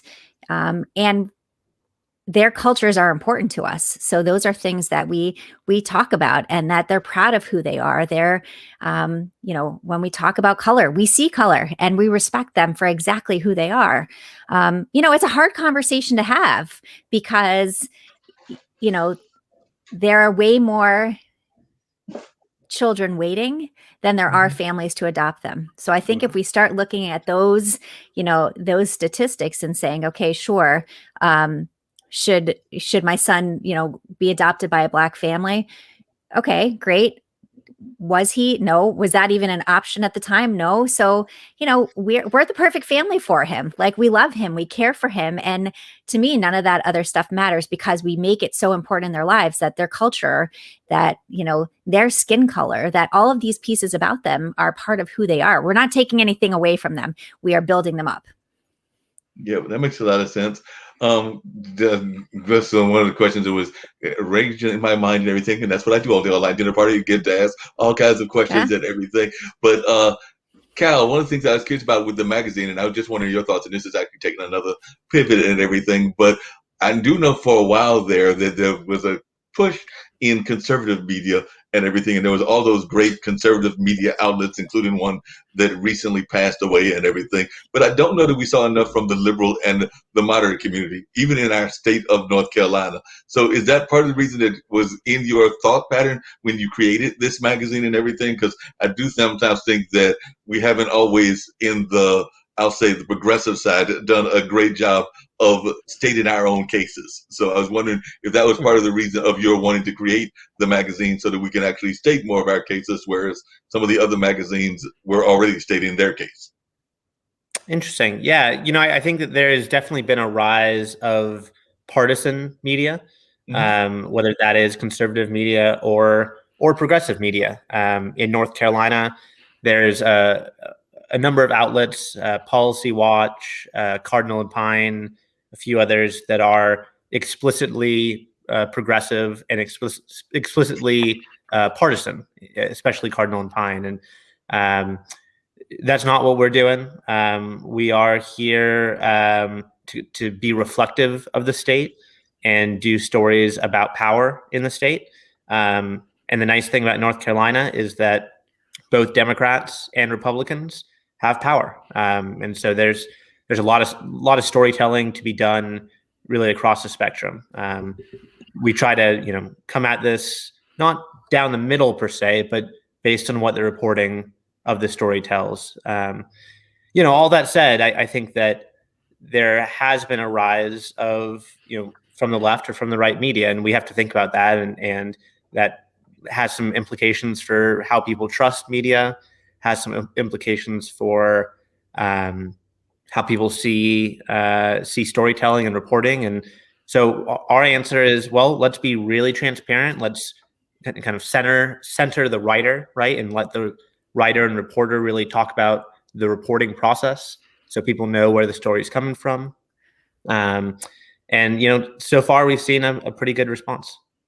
Sounds great. Sounds like y'all getting a definite response and a definite great response in that sense and everything. But one of the things I was curious about, and this is my description of North Carolina, but I would argue Florida is the same. So I would like to hear y'all's thoughts. But I oftentimes tell people when they tell me about North Carolina politics that North Carolina is probably one of the most schizophrenic states of all. We're the state that elected both Jesse Helms and Terry Sanford, and we elected both Governor Cooper and McCrory. So like I said, we've kind of fall against the spectrum on both sides, depending on how the votes fall and everything. So I've always found us to be very much of a schizophrenic state. I would argue the same about Florida, the only state I know that's got like maybe 3 or 4 different dimensions, depending on whether you're in the southern part, which is very heavily Latin influenced and things of that nature, or if you're in the middle around Orlando, or if you're over there by the military bases of Jacksonville, and we won't even talk about the Panhandle. So y'all got like about 4 or 5 different regions all in one state and everything. But I'd love to hear from both of you your thoughts about your individual states. So I'll start with you, Simone, but that's just kind of my perception of Florida, and definitely how I felt North Carolina has always been politically schizophrenic. I'll start by saying I love Florida. But yeah, I mean, we have like weird things going on here, right? And it's since I've been here, it's always been, complicated. We can say it like that. It's been complicated. When I just go back to, the shutdown, when we, for the pandemic, like we had a few weeks, right? Like we never truly had a mask mandate. There wasn't, we had in the city that I live in the downtown area, they did, but like 3 weeks, a month ago, they voted it out. And I'm thinking, okay, wait, aren't we still in a pandemic? But even when you do have it, do have these things going on, people are doing their own thing. Like, you walk into a store and there might be a sign that says, wear your masks. And I don't know, half the people aren't. And, Florida's a different bird. And in terms of politically, like it is fascinating how it's broken up into these different areas. And, we have our own, I typically don't talk politics because I always feel like I don't want to talk about things that I don't know enough about to really, follow up my beliefs with a stance and accurate data. But, it's fascinating walking around, taking a walk, during the election, walking around and seeing, I didn't realize I didn't realize like who supported who. And it was pretty eye opening to see, what happens around this state and how different we are. The fact that everybody is, again, we're in a pandemic and it is packed here. It is crazy. Like you can't get if you want to sit out on the patio. I've gone out to dinner one time. So I said I wasn't going out to dinner. Went out to dinner one time, and that was last week. And we sat on the patio. You can't get a reservation anywhere because everybody's here. Everybody comes here because it's open, right? Like the whole, people are at, all the amusement parks and the different restaurants, and the beaches are packed. And you question some of like the why behind it. But it's because, if you want to say we're schizophrenic over here, but Florida's a good place and I love living here. Oh yeah, Florida's definitely a great place. I miss going down there. It's been a while since I've been down there. I used to go regularly down to the American Black Film Festival when it's held in Miami near the South Beach area. So definitely love that area. I need to get back to it. It was actually earlier today, and this is actually going to come to a question that I'm going to ask Cal, but first I want to hear his thoughts about North Carolina, but then I'll get to the other Florida part of the story. Sure. Yeah. North Carolina, complicated is a great word, Simone, right? And we feel that here too. I've heard the state described as a progressive plutocracy, where you have some strong controlling business interests that have a bit of a progressive bent to them, historically speaking. But it's not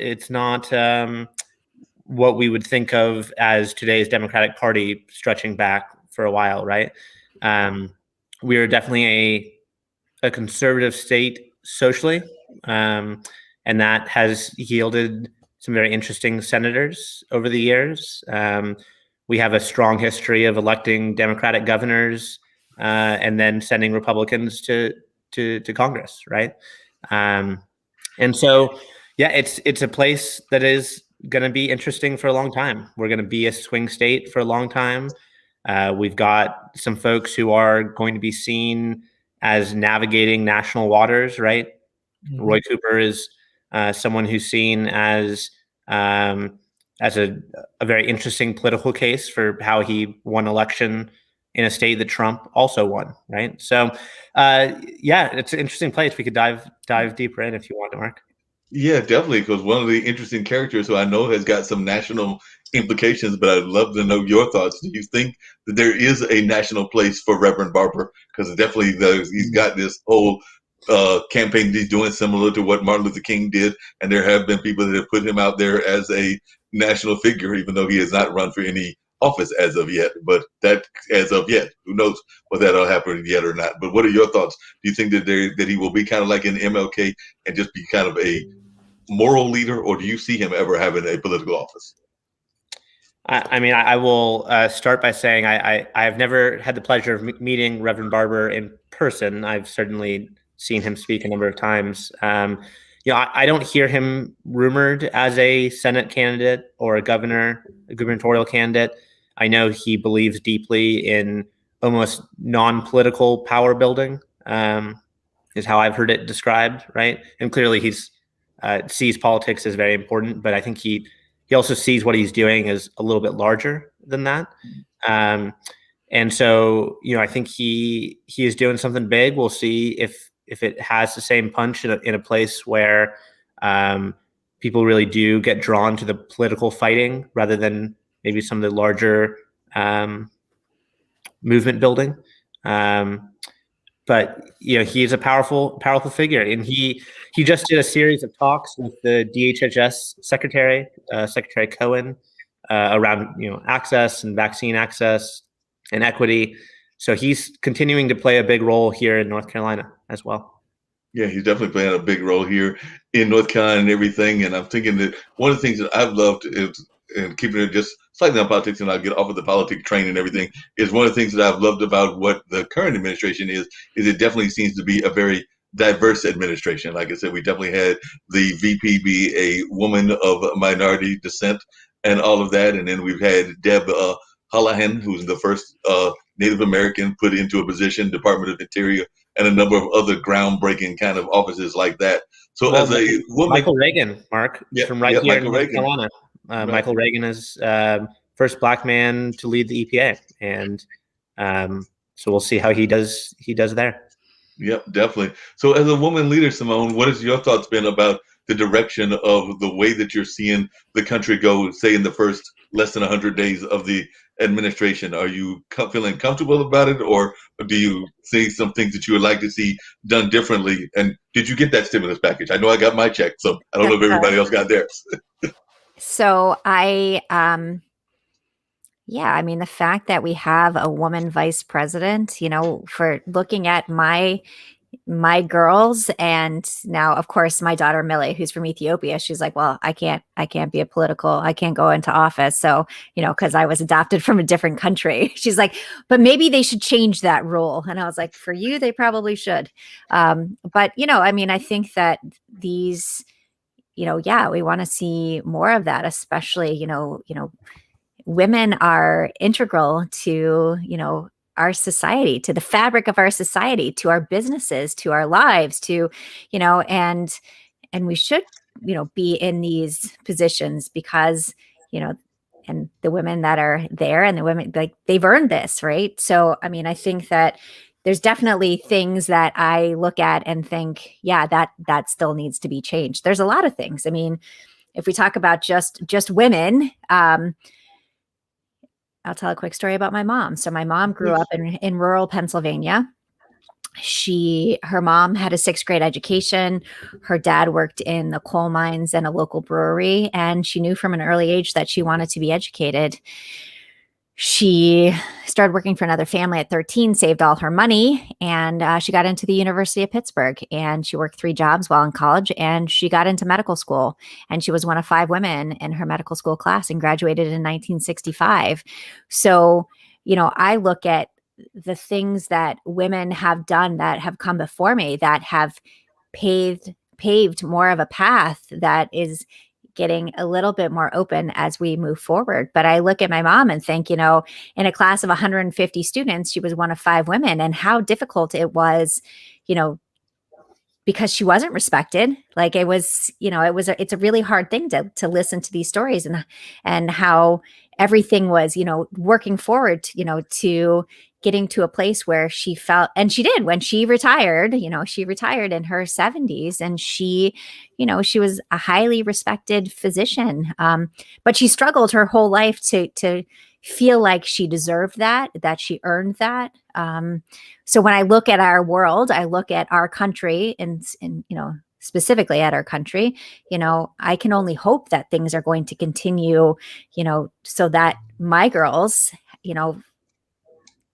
have these opportunities that haven't always been there and should have always been there. And every person deserves, these opportunities. Again, we go back to the same thing. We're all human. We all deserve, when we work hard, we deserve to move forward in these roles. And it shouldn't be based on your gender or your race or your religion. It should be based on the fact that you're a human.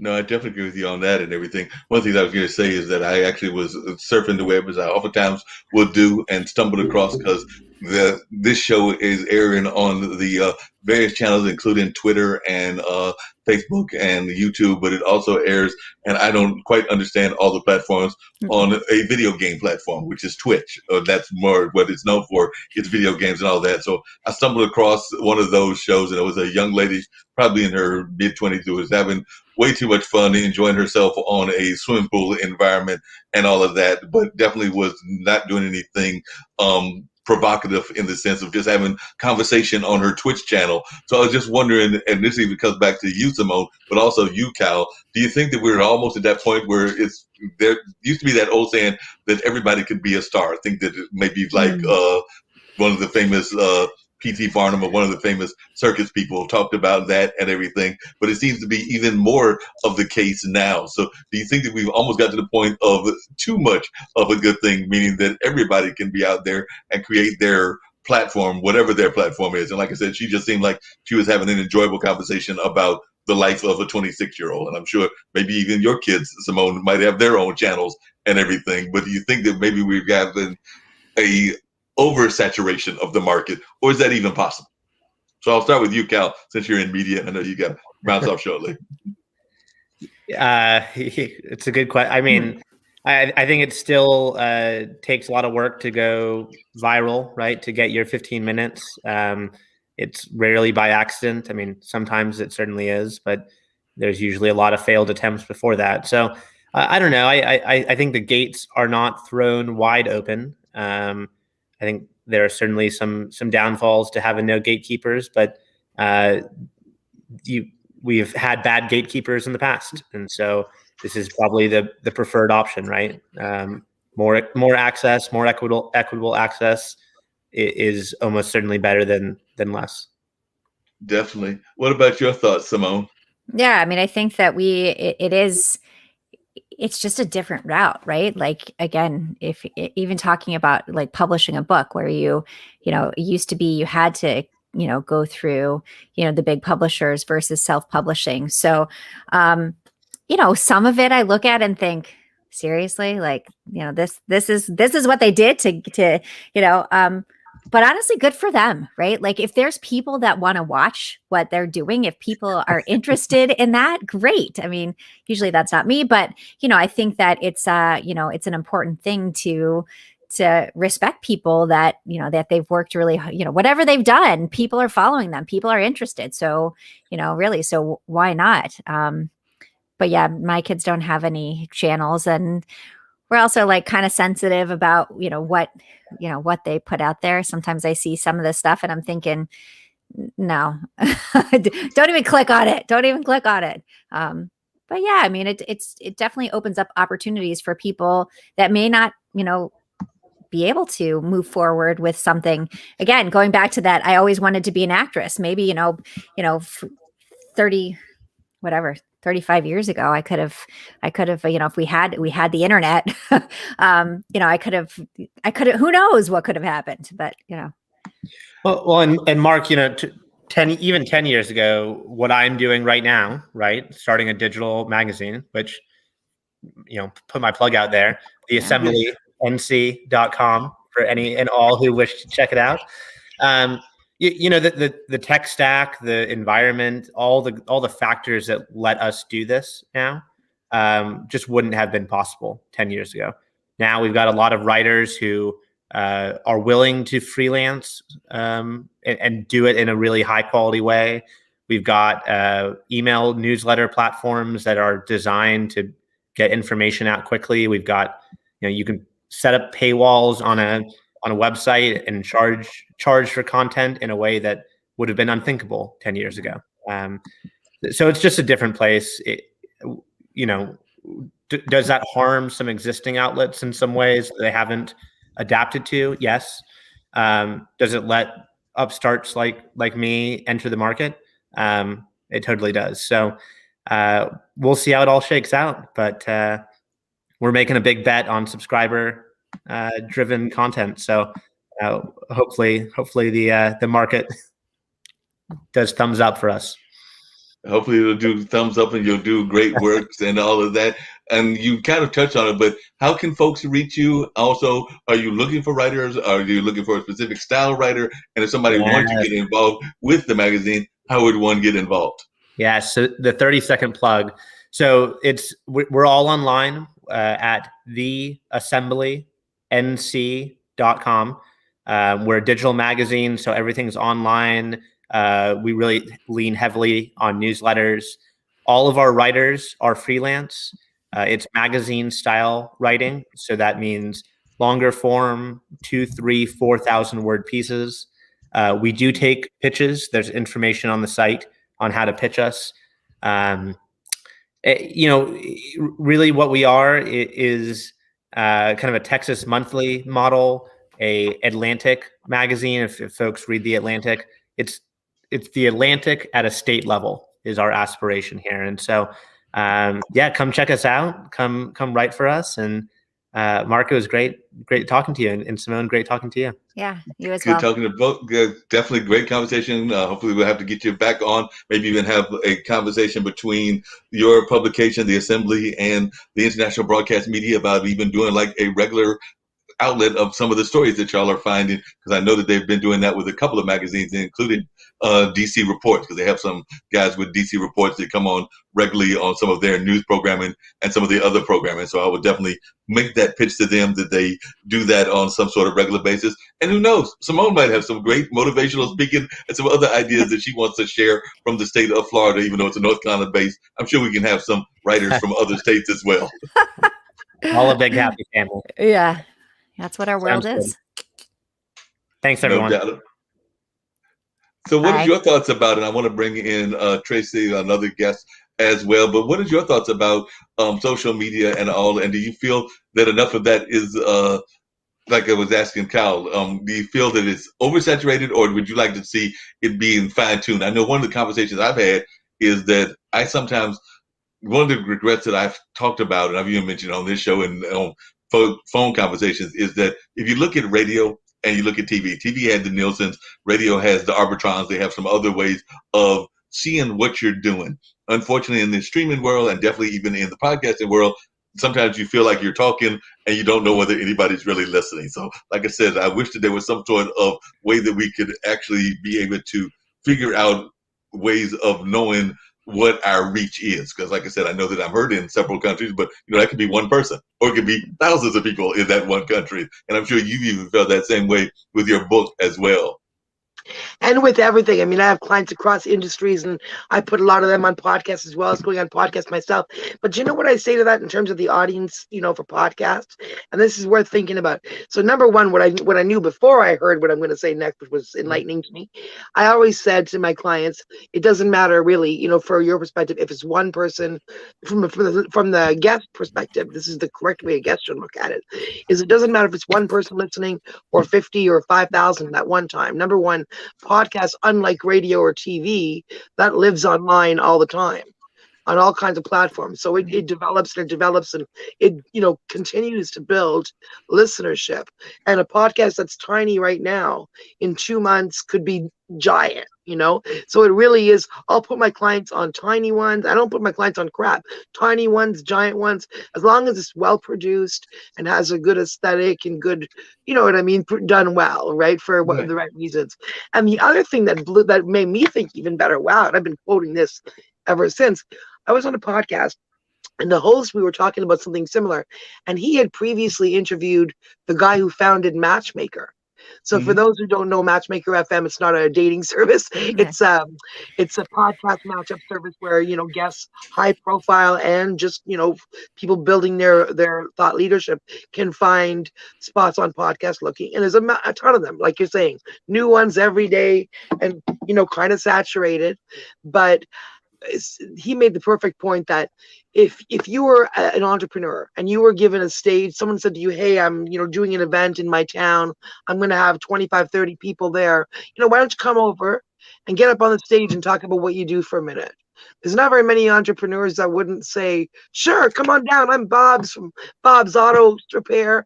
So why is it different with a podcast when it's also going to multiply and all that? So that's the way of looking at it. There's not really, as long as it's done well, and certainly in COVID, they've exploded, but that also means it's saturated, but that also means there's more opportunities for people. And Tracy, like I said, I would love you to share a little bit more about what your background is. I'm sure Simone would love to learn that as well, and definitely know our listeners would also. But one of the things that you did, which is similar to what Simone did, Simone actually went and had the pleasure of going on a trip to Mount Kilimanjaro and climbing that particular mountain and everything. But you have also, while you're doing the podcasting, and done a lot of marketing and definitely seen as one of the top marketers in the country and everything, you have also had the pleasure of helping somebody get out of prison that was unfortunately involved in a case and all of that. So if you could share a little bit about that, because they were falsely accused and you were involved in I that would case. love So to. Yeah, I've been talking about that one for 20 years, and now I can talk about it as a success story. So I love to talk, and I still talk every day to Jimmy Dennis, and we laugh about it now. And I say now I can, no, I'm going to stop talking about you. So yeah, so basically, Jimmy Dennis was factually innocent, factual innocence. So not just like wrongful conviction, but wasn't. I mean, just completely not the right guy, and he was sentenced to death in Philadelphia in 1992. And we met him, my husband and myself, Dave Parkinson, my husband and I. We're young activists. We'd had a local college radio show, a little bit before that. So we were kind of used to information gathering and stuff. And all of a sudden, the early days of the internet, we saw this guy. It turned out later he had paid for, it was like a pen pal site, which we were looking for things about racism and police abuse and all that stuff just to make a webpage we were making. And somehow, in the internet, we fell into this and we saw this.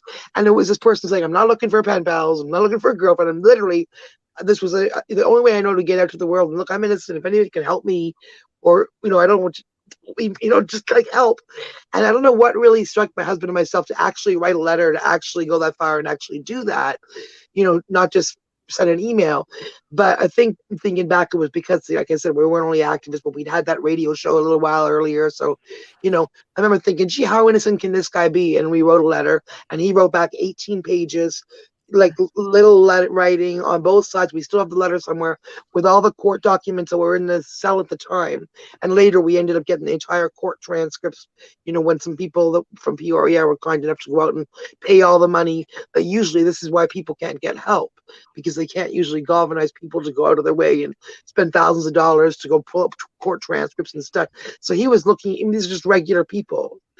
And so we essentially started we were not publicists. We were like entry-level telemarketers, salespeople at the time. Never would have thought about ever building a business. We weren't trained to build a business. That wasn't in our, thinking at all. We were just going to be employees forever.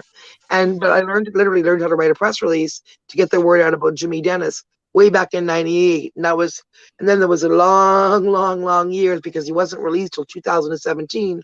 He was finally released, and now he's written up in Rolling Stone and BET and Philadelphia Magazine, and he's waiting for his compensation from the state, and he's in the recording studio making music and getting offered recording contracts, not as a novelty act, but as an R&B artist that he was before he ever went in. So it's a great, ultimately crazy inspirational success story. Because by the time, and back to the business story of me, by the time he got out, about a couple of years before that, I had this light bulb moment. Wait a minute, because we'd been doing international media, that press release that I learned to write for him back in 98, while we ended up not just speaking about the Jimmy Dennis case, but delving into the U.S. death penalty and justice system. And here we were, 28 and 29, my husband and myself, no legal history, no real media history.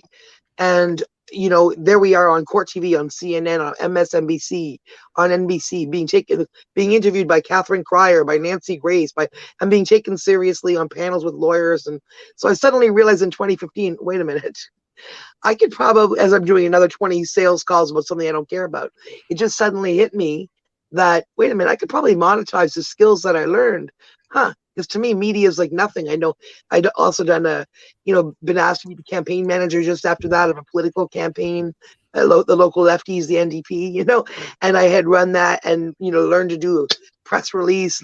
So I really knew how to contact media and all those things that were just a mystery to most people. So it hit me, 15 years literally after I wrote my first press release.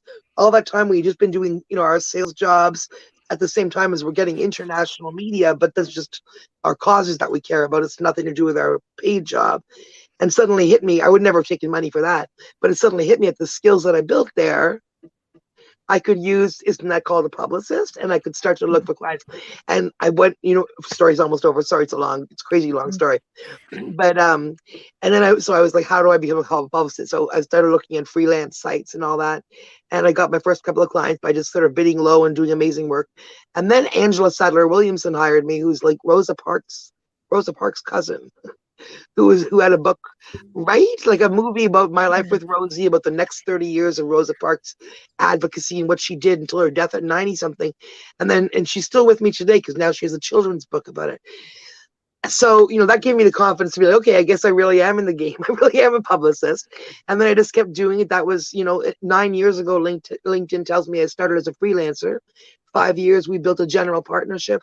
And in COVID, my business consultant was like, you're crazy not to be incorporated. Like, do you see what you guys are doing on a global level? You need to incorporate.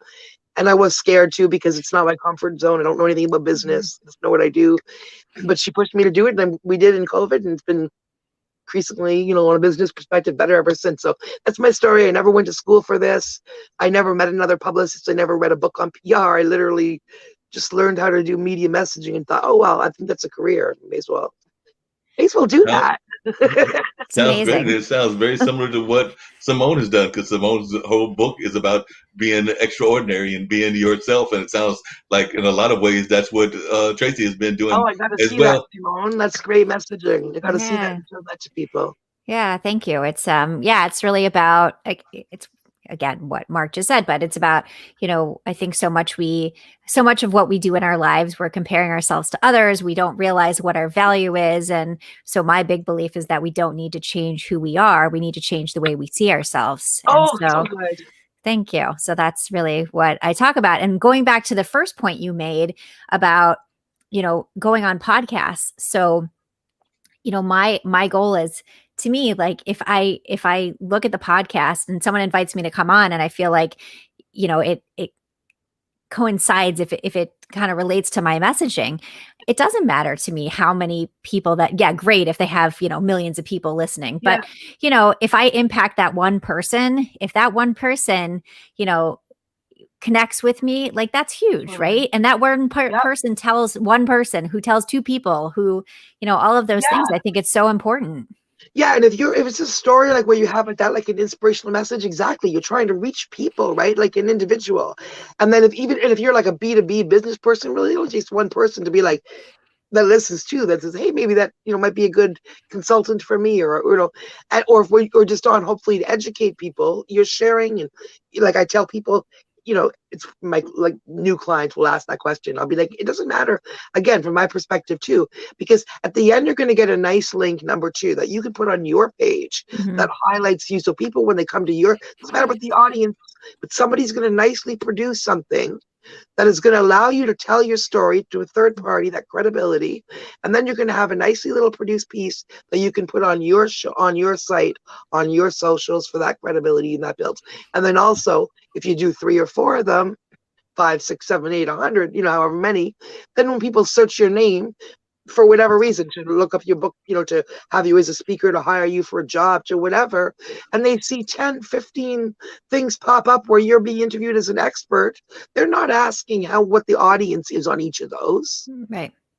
Yeah. No, they're definitely not doing that. And I wanted to bring in, and hopefully he's near his chair and everything, but Slide Music and everything is actually a producer with autism. So he's definitely involved in the field of music, even though he's got autism and all of that. So glad that you were able to join the conversation as well. I know Eris, who is a publicist out of Hawaii, is the one that referred you to us and everything. So Very definitely cool. you can share a little bit about your story and about how you're still producing music, even though you're facing being a person with autism.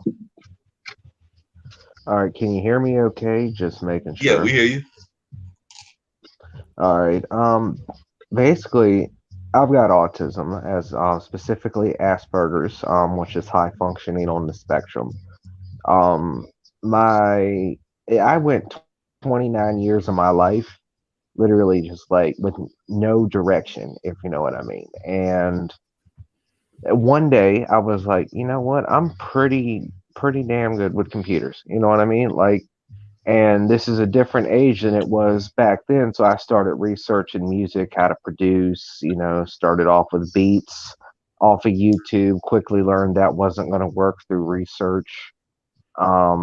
Started making my own beats, was an artist for a little while. I started full-time producing in July of 2020 because my career was going, but it wasn't going the way I wanted it to. And specifically because of my autism, I haven't, I can't overcome it. It's not a stage fright fear because I'm also a dancer. I love to dance. I'm a pop and lock dancer also. I love the crowds. I love the energy. the fear I could not overcome that was the main deciding factor in me becoming a producer is that when it comes to touring or doing shows, I wasn't afraid of the crowd. I was afraid of messing up in front of the crowd, forgetting my lyrics, something like that, and being put on the spot in front of thousands, so that won't gonna work. Plus, I wanted to be close to home. My mom is my biggest fan. Um, but I started producing and I quickly learned that it's just a lot of numbers. If you know basic math, you can do bar counts. You got to match up your bars according to each instrumental stem that you get. I taught myself how to produce. I taught myself business skills. I manage myself. I promote myself. I mix all my work. I master, and every now and then I'll drop a single. Um, but I taught myself pretty much everything in my career with some fine tuning from some really good mentors. Eris at UBO being one of them. She's taught me a lot. I've had various mentors. Alvin Taylor, the legendary drummer, he mentored me for a couple months. Gave me industry knowledge, things of that sort. And I've got some really good friends out in Arizona that are DJs that have taught me a lot as well. City Boys and Jamar International, DJ Lex, and all of that. They're really good people. I wanted to touch real quick before I let somebody else talk because I talk too damn much.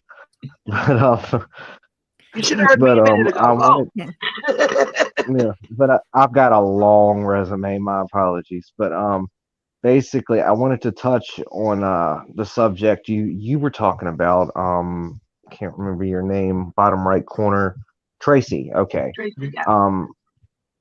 Yeah, I wanted to touch on what you were saying about podcasts and all of that and streaming and how do you know your numbers? It was summed up to me by a colleague very simply.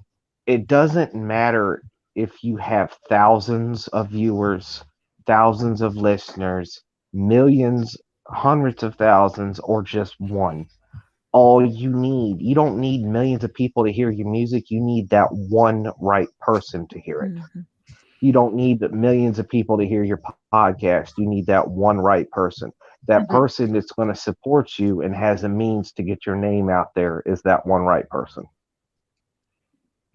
So whether it be a Very sponsorship, wise, yeah. whether it be a sponsorship or, it be a record label or whatever, it could be a corporate entity that's like, hey, be an ambassador for our products, we'll promote you, whatever it may be, but all I gotta say really is that my advice to independent producers and artists out there is definitely don't think it can't be done. If you put in the work, it can be done. You know what I mean? No, And that's I've very got true. some big things. Yeah, one thing I'm going to ask you, Like, Slide, is what is the ways that you give advice to others that are facing whatever their disability is? Because I know a while back I had some artists on that also are in the disability spectrum and everything, and they actually put together a comic book. And then, of course, we all know that Stevie Wonder is one of the leading people that definitely does not let his disability stop him in the case of his disability. It's his blindness and everything. But what do you tell those artists that are involved in the arts or involved in creativity that might have whatever the disability is, whether it's a physical disability or a mental disability? But what do you tell when people like that come to you and are looking for inspiration? the same thing I tell people with disabilities is the same thing I tell people with autism. You have a special purpose, in life. You can make your life what you want to make it. Your only limitations is what you set on yourself. Yeah. And you have a superpower inside of you. And you have to exploit that superpower. You have to find it. You have to search for it. And it may not come to you when you're 20. It may not come to you when you're 40 or 50 or 60. But when it comes to you, you'll just have this feeling. You'll know. And you'll know that's what you're meant to do. Don't ever let a disability get you down, because it's not a disability, it's a different ability. Mm-hmm. I'm going to play that. I'm going to rewind this and play that for my son. He's almost 18 and he's on the spectrum like you. Asperger's, super smart. But sometimes he's really good at what he's interested in. Where you try to get him interested in something else, and he'll be like, "Oh, I'm no good at that. Oh, I'm never gonna get married. Oh, I'm not gonna like." And I'm like, "You're just limiting yourself for literally no reason. You're smarter than most people, and you're just sitting there telling yourself a story." So I'm gonna play him that back because the way you worded that was like, and you're not mom. Yeah. You're And a I- successful like an artist. You can do anything you put your mind to. Like, if you just go for it. It's like asking a girl out at a bar. 4 years ago, the girl I was at the bar with 2 weeks ago, I would have choked and walked away. Okay? But I learned and I overcame my shyness and my confidence. And it took me becoming a music producer with some success to get self-confidence. But you can It's all about overcome confidence. anything that, yeah, it's, now I can talk to females and women, like it's no problem. I'm not nervous around them anymore. But you have to absolutely set your mind to something. That's with anything in life, females, a career, anybody of the opposite gender, anybody that you may have a crush on, any pressure you may be feeling in life, from problems, stress, whatever. The one thing I tell artists, and this applies for more than just music, whenever you're feeling upset, get back in the studio. Do something creative when you're feeling stressed, when you're feeling upset, and vent that energy out on that creative process. Yeah, Simone, and I'd love to hear from both you and Tracy, but he actually just touched on something very important, which is this whole concept of self-confidence. And I do sometimes think that we don't have enough of that, and we sometimes do what I call self-defeating. And I know that happens a lot of times in life. We kill ourselves or take ourselves out of the battle before we've even had a chance to fire a shot. So definitely a lot of times that happens in life. So I was just wondering if you could talk, all of you, about the importance of self-confidence, but also the importance of not self-defeating yourself. Because I do know a lot of times we don't even get into the game before knowing that there is a game. So like I said, I'd love to hear y'all's thoughts on that and everything. So I'll start with you, Simone, come down to Tracy, and then I'd love to hear from Slide Music as well. But definitely, what are your thoughts about that? Are there times that you have even defeated yourself and gone and said that you weren't going to go for this or that because you already felt that it wasn't in the cards, whether that was being on Oprah or something else that you might want to do at some point or another in your life? I mean, completely. I mean, such a big part of where I started to where my messaging is now really was because I was, scared of failure, and so not even willing to try. Again, we talk about the can't means won't, right? That if you say that you can't do something, you're not even going to try, right? And so I think it's so important that we realize that, going back to the conversation of different ability. I also have a son who is on the autism spectrum. And, it's so important for him to have confidence in himself and not think of himself as different. Think of himself as this is who he is. Like we are all unique. We're all different from each other, right? We're all on the spectrum. I was telling him. Yeah, we're all, yeah, exactly. We're all, yeah. And so, I think that, but we go forward and we're scared to try because we're worried we're going to fail. And there's not one person out there that will tell you that they've tried everything because, they were never scared of failure. But I think failure is part of our journey. Like, it's okay to fail. It's okay to make mistakes. That's how we learn. That's how we move forward.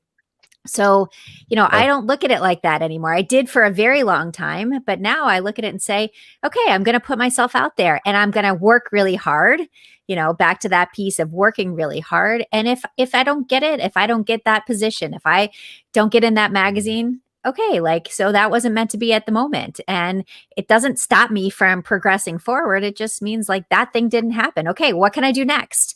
And that's really the way I look at it. I'd love to hear your thoughts about that as well, Tracy. And hold on a second, Slide Music. But I'd love to hear your thoughts on that, Tracy. But the one I was going to add to that is, when you answer this, add this element in it as well, is how do you deal not just with your own internal doubts, But there are also a lot of people that are what I call the dream stealers. They will sit there and poo-poo on your dreams all day long, and sometimes they're within your own family, your own environment, and everything. They can sometimes even be considered "quote unquote" friends and all of that. But how do you deal with not just the self-doubt, but the dream stealers? Well, that responding to that, and also to something that Simone said, it was making me think. Even when you asked the question, this came up in a podcast interview I was doing the other day when someone was asking about, was telling that whole death row story I just told, right? And then there's always like, wow, that's so amazing and epic. And I said, I always say, okay, hold on, because it sounds like epic and heroic, but it's not, because this is why people don't do that kind of thing. Exactly what you said, Simone. It, Everybody, if you really thought you could make a difference like that, if you thought you could help get someone off death row or save someone who was dying or save someone who was drowning, it's a really rare person who would not extend a hand to pull a drowning person in or to stop. So it's not that I'm special because I did that. What was special about us is we didn't have that self-doubt. We didn't have that self-doubt that stopped it. We were like, okay, now that we took that step where the guy sent us that information, we have to do something about it because we can't not, right? So let's, whatever, we believe we can do something, let's do it. Whereas most people, these two things, not a heroic thing, it's just that maybe a dumb thing, whatever, a naive thing, but we believed we could, so we did. Whereas most people, for the same reason they don't start businesses or they don't do whatever, they would just think, oh, it's a lot easier to sit there and watch Netflix and think, you know what, you can't change anything, so don't try. So when you don't believe you can make a difference, or you don't believe you can be successful, you stay in that crappy job, or you don't try to free the whatever, you don't do anything, because of exactly what you said, self-doubt. And that's from the big things to the tiny little things, to not speaking up at the meeting, to like literally everything, right? So Yeah, yeah. I agree. What is your thoughts, Slide? Because I know a lot of times it can even play a role in the music industry. I know that I've got friends that are in the music industry, whether they're funk musicians, jazz musicians, R&B musicians, a number of the other genres and everything. But I do know that sometimes they get into that self-doubt kind of mode as well, or they let their uh, naysayers get in the way of them actually creating great music and all of that. So when folks that are your naysayers are kind of like putting that it won't be a success, it won't have this or that in their conversation, how do you deal with that, and how does your support group help you deal with that? Well, I have some close colleagues, which I consider not just colleagues, but friends. And I have my mother and I have my roommates, and they are all super duper supportive. Okay. Eris is one of the colleagues, Son to One, which is her old man. He's an artist. I produced a track with him on it. It's coming out in a few months. But, like, I've got supportive ecosystem in my business relationships. I've got people that support what I'm doing. But I'm going to sum it up the way my mom put it all of my life. And I didn't understand it when I was younger. But she told me when I was a kid, when was upset about a test at school and I was nervous and I would get upset and have a sensory overload and be like, I can't do it. I can't do it. It's going to be too hard. I can't remember everything. She says, Stephen, because it's my real name, Stephen. She said, can't is not in my vocabulary. It's not in yours either. And I didn't understand that when I was young. But as I hit my mid to late 20s, I'm 33 now. As I hit my mid to late 20s, I started to understand what she was saying. Because even no matter, what was happening, whether she was sick, whether she, had an injury, or whether she was, had a million things to do at one time and only 10 minutes to do it, type deal, like no matter what got in her way, she still got up and carried the same routine that I have known my entire life. Dinner's Good always job, on the Mama. table. Yeah, dinner's always on the table, if I can't afford something, she'll spot me the money and I'll give it back to her when I get some money, whether it be, cigarettes or, something, or, whatever it may be. We look out for each other. We have a family ecosystem. If she needs help with something, I help her with something. If I need help with something, she helps me, and that support system from a early upbringing, and a Southern upbringing also. I don't go around waving Confederate flags or none of that. I don't get into politics, so that's one thing I won't answer on. I don't believe any one person should be in charge of so much. It should be like a tribal committee, like the Native Americans had. You know what I mean? Mhm. But like the deal with it is I've got a good support system, and my mom showed me over and over and over again, if I can do it, you can do it. And that's what I've heard all my life. And I apply that to my music career. If she can do what she's done routinely every single day, week, month, and year for 33 years, then I can do this music stuff. That makes a lot of sense, and you definitely got to have that support of your parents and everything. I am not one to not admit that one of my biggest fans, in the sense of like somebody that I know I can depend on. She may not even watch this show as much as I would like her to, but that's because she's got other things going on in her life. But in terms of like depending on, is my mom, and I know that will hit the big 5'9" in July and everything. But I also know that if there have been a crisis, and there have definitely been financial crisis during the COVID era, that if I need to get some financial support, I will call her, and she will be sitting there going like, I don't even know why you're bothering to ask. You know it's going to be in the PayPal account or whatever the account is as soon as you ask for it. So I think that that's something that we never get tired of, is the support My of mom, both of our parents, and definitely our moms and all of that. So I know that she's yeah, definitely my, one of my number one fans, and I know that she's probably, like you were talking about, your mom. So I definitely know that moms are very important. Earlier I was talking to oh Simone, yeah, but I'd love to hear your thoughts, Tracy, about this is Women's History Month. So we were actually talking about Kamala and her being the vice president, but I would love to hear your thoughts about just the role of women in society and whether we're giving you women enough due respect. So I think I'll turn that over to you, Tracy, but also love to hear from Simone as well. Yeah, that's I me wouldn't mind personally. saying I'm nothing. like I just barrel ahead, and so I'm not like if there's anything in my way, I don't sit there and worry about it too much. So I'm probably like in my life, like I haven't really had any much barrier in terms of that, because I look at someone like this, and then I just keep on barreling through. If they're, but then, like, but the fact is, I work with clients in different spaces, and I know in different spaces, like, the boardrooms in a lot of things are still 98% male. Even in industries, like in Canada, for example, we have a new industry, which is a legal, legitimate, coast to coast big business, which is the cannabis industry, 2.5 years legal coast to coast in Canada.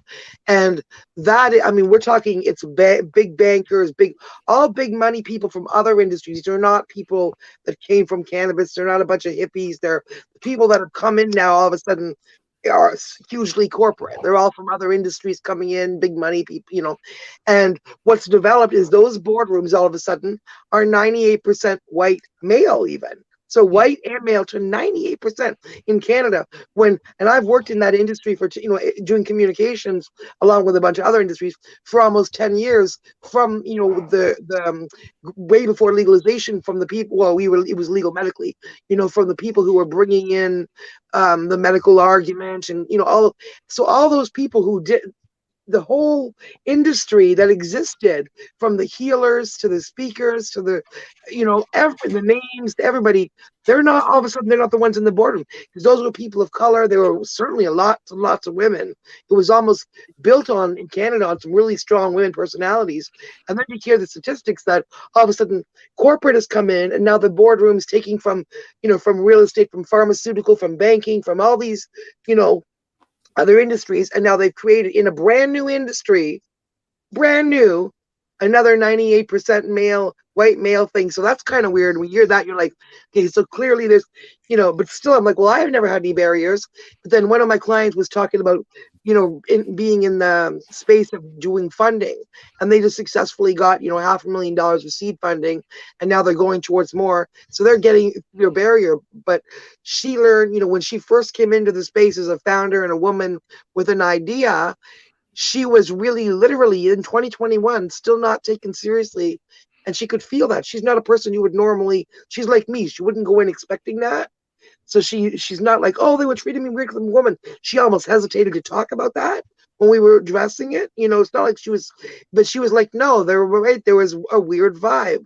Every one time I went to an investment meeting, they would talk to my business partner, and he's not the founder. So she started to notice that, like, weird. So there is still, obviously, when it comes to, like, it maybe not, you know what I mean? When it comes to the levels of high finance and big business, there's still clearly, we're not quite at the level it's being taken seriously.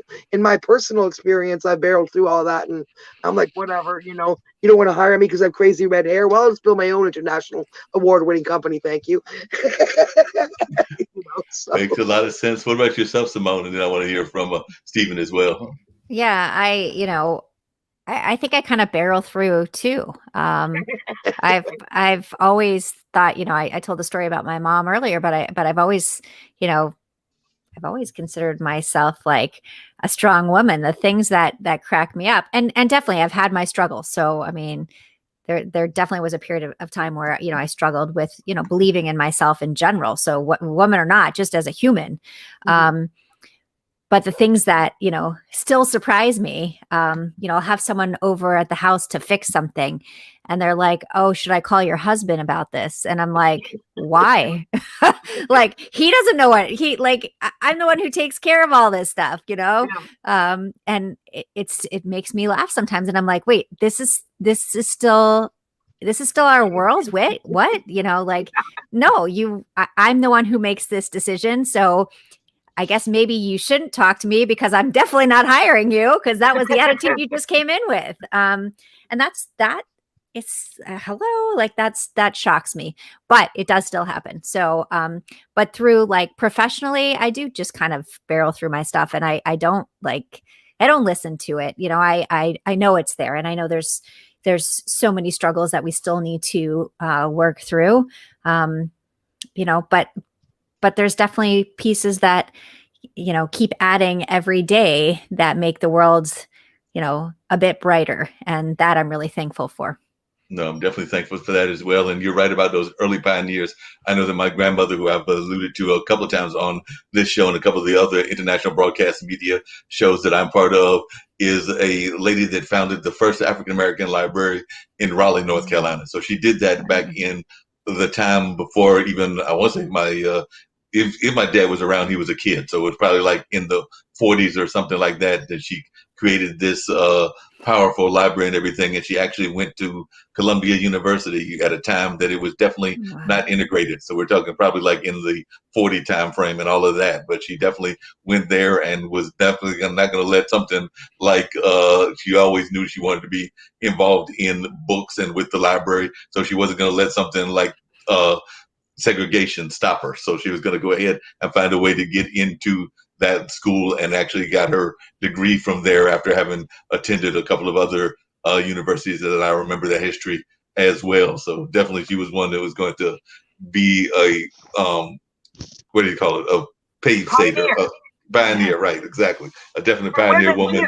Because in the 40s, it was still a struggle for even women to go to university, right? Right. It was still like, yeah, lady, just go back in the kitchen, So she was on both levels. She was like, I'm doing it.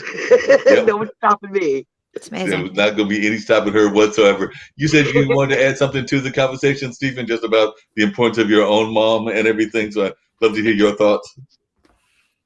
I actually wanted to add in about the women. I'm sorry, the women's thing, the subject y'all are on.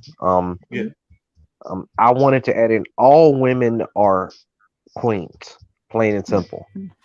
If men perceive like some dominant factor or something like that in corporate America and try to in politics, Kamala Harris being the vice president is amazing. Very happy for her. I'm very happy for women everywhere with that, and the thing about it is that I have learned in my lifetime through, various relationships, my mom, my family members like my grandmother and my aunts, that women are more versatile and think clearer under pressure than males do. Okay. So do you want somebody being your CMO who's going to get hit with a marketing pitch and not like something about it and try to negotiate out of it and renegotiate the deal, but get frustrated and stern and possibly even hang up on your possible client because they're frustrated? That's what men do. I've seen this. I've done this.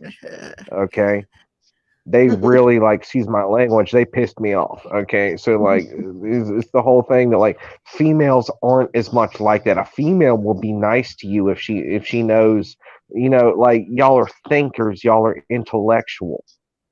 And when it comes to business sense, you will find a way with words to work him gently or her gently, whoever's pitching you the offer, into your persuasion, into your outlook, in what you see with the deal. And you'll hit them with facts. You'll remember what your company can offer to the T. Men, not so much. Men get tired of negotiating after about 10, 15 minutes.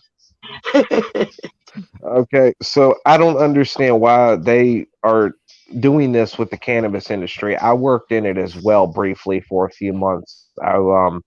CBD specifically in 2017 and early 28. Well, not 2017, 2018.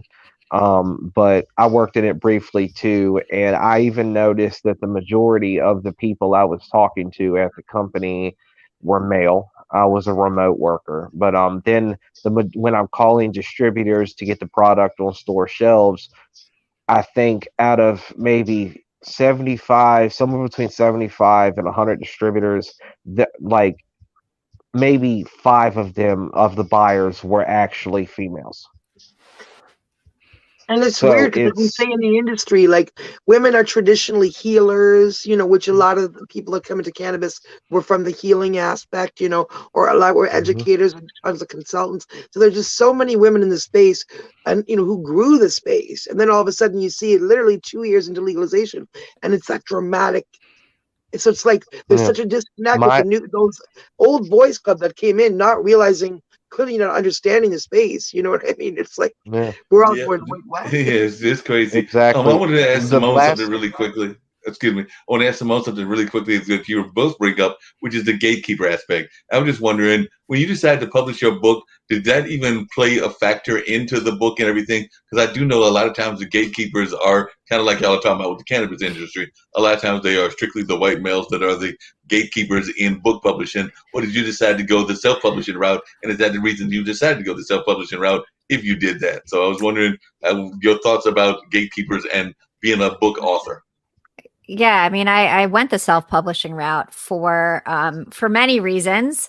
I didn't really think of I didn't even really think of that piece. I just thought about what would work for me. I mean, the more research I did after the fact probably confirmed my my decision that it was the right way for me to go. Yeah, great. It would be great to be picked up by a big publishing house.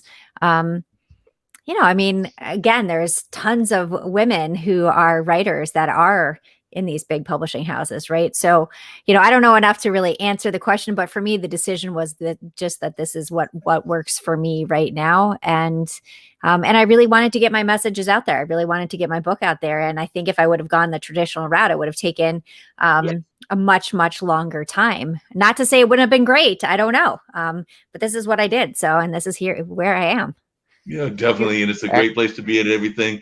If and Stephen and Tracy joined in a little bit later and everything, but if somebody was to just ask you the 30-second pitch, kind of like Cal did, for what the book is about, I've definitely covered it a couple of times during the course of the interview and everything. But if you had to describe what your book was about to Stephen and Tracy, how would you describe the book in your own words? Yeah, it's about realizing what you're capable of and recognizing that the things you do have everyday little things have the power to inspire the people around you, and that you matter because you're exactly you. And that's why the title is The Extraordinary Unordinary You, because we're all unique, we all matter, and we all have these extraordinary pieces within us, and we just have to believe in ourselves, and to understand that they're there and we need to let them out. It's a combination of the stories of adopting our children, climbing Kilimanjaro, so many pieces that can connect back to the underlying message of we don't need to change who we are, we need to change the way we see ourselves. I love that. No, definitely.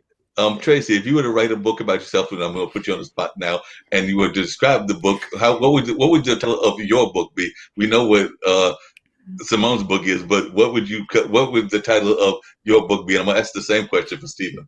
Oh my goodness, the title. I don't know. The words that are coming to my head are not original. The words that are coming to my head are like a Nike slogan. But basically, I would say something along the lines of that message: just do it, without the Nike because honestly, like we were saying about that self-belief, similar to Simone's message. But this has been honestly my entire life. I didn't learn this from watching people on a stage say that and then go and try to apply it. I literally lived this life where I just said, you know what, let's do it. And everything, and then I put my passion and belief into without worrying that I was overweight or had the whatever or wasn't fit this or didn't have this, university degree or whatever. Just did it. And then when you do that, you're one step further. And I don't like to say that, it's not like that positive thinking because I have to, I want to always say there's different people have different challenges. Some people start from here, some people from here. We don't all definitely have the same barriers, right? But still, it doesn't matter whether you're the most privileged person in the world. Some people can see a P in front of them and they can't knock down that P because of their own self-belief. And other people can literally flick away mountains and succeed. So no matter what, what literal things you have in front of you, because, we all have challenges. Some of them are feel insurmountable and some are small. But if you don't try, if you just stand there and look at it and say, like my son, oh, I can't lift this thing, or I can't do that, then you obviously can't do it. If you can't change the world, then you can't do it. You're just standing there saying you can't. But like your mom said, can't is not in your vocabulary.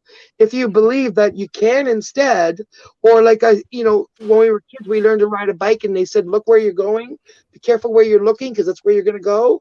Same thing. If you start veering off here, you're going to go in that direction. So pay attention to where you're going and what your goal is and just do it.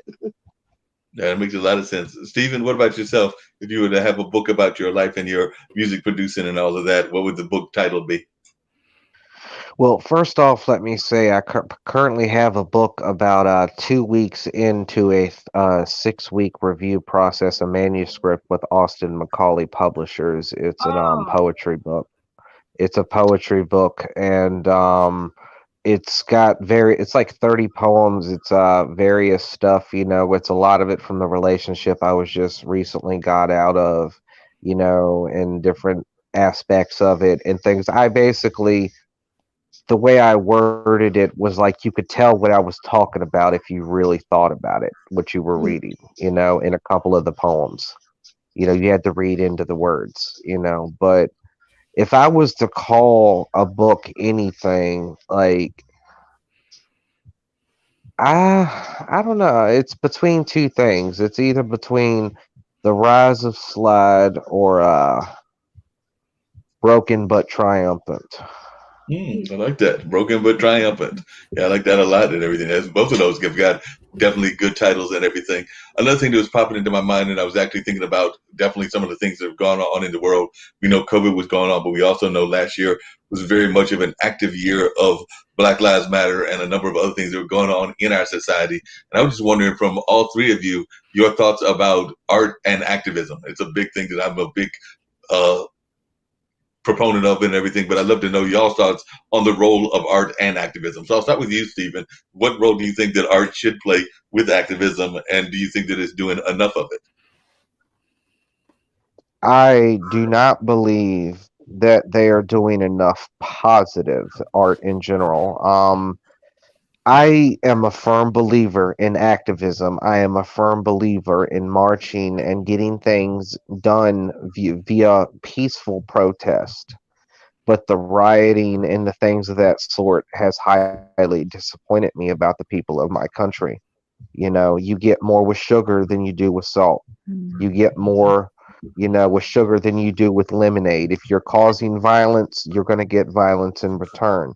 If you're peaceful, people tend to listen more, and I feel like these big hip hop artists, these big, pop artists, these actors, these superstars, you know, I feel like they should be using their influence as, celebrities to lead people towards peaceful protest and to try and rally everybody for change in a positive way. I promote my Facebook timeline as a place where everybody gets along, and I make it clear every now and then. If people start getting mean or arguing or belittling people or being racist or anything of the sort, I will block them from my friends list immediately, because I believe that if everybody was willing to get along, we would all get along. But if I was blind, if everybody was blind, they would find a way to hate others for the sound of their voice. Mhm. Yeah. Wow. Yeah. Good point. What That's about a good yourself, statement. Tracy? Yeah, I think it's important not just in art and music, but I mean, and for me, it's important in business too. I use all, in personal life. I believe that, in my view, you should use all your platforms. I was saying last year, I was noticing last year who was completely silent about what I was calling, what the biggest civil rights movement of our time since Rosa Parks.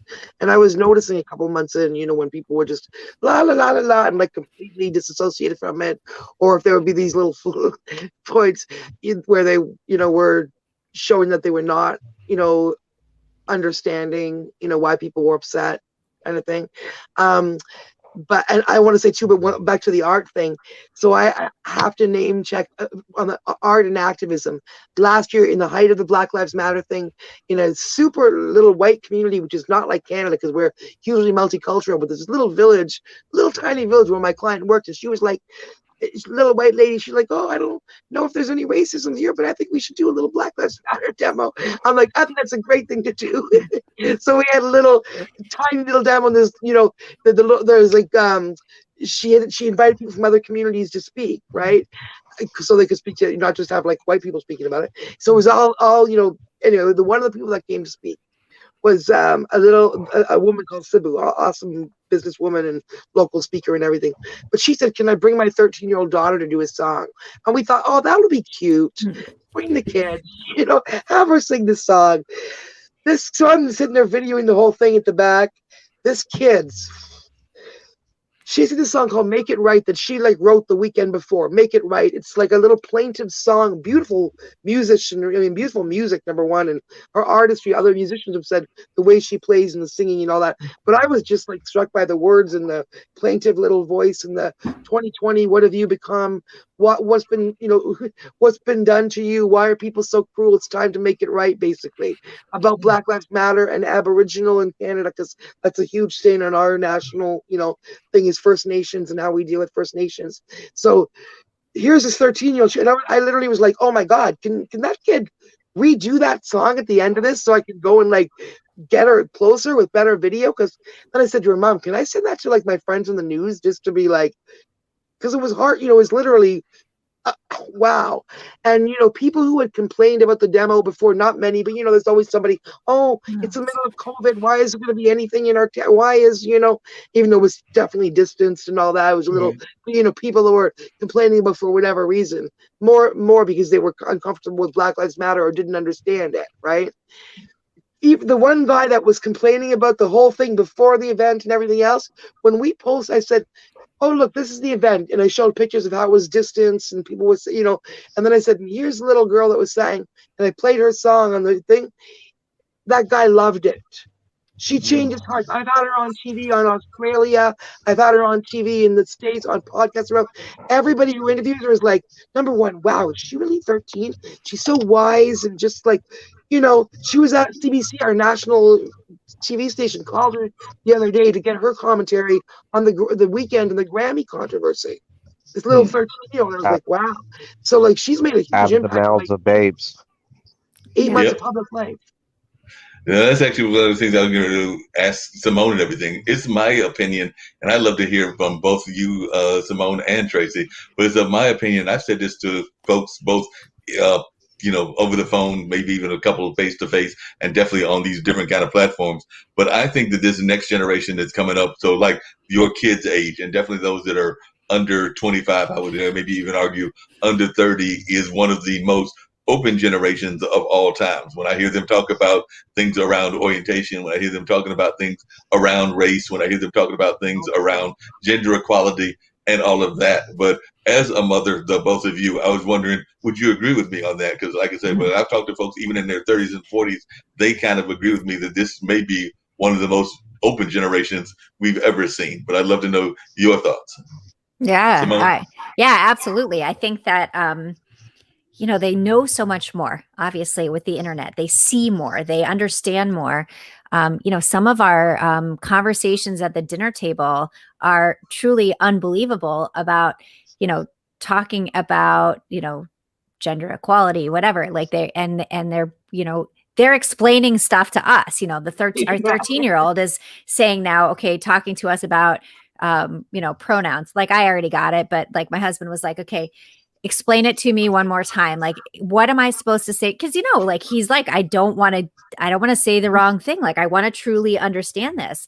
And so like, it's amazing to me that, this is how our kids see the world as this amazing place, right? They see it as there's so many different people that they can learn from and things that they can bring back home. And now there are the teachers. So if we go even back to the teacher story before, how important teachers are, our kids are now teaching us all of the things that they learn. I'm sure sometimes they're like, oh my gosh, you guys are so old. Like, how do you not get this?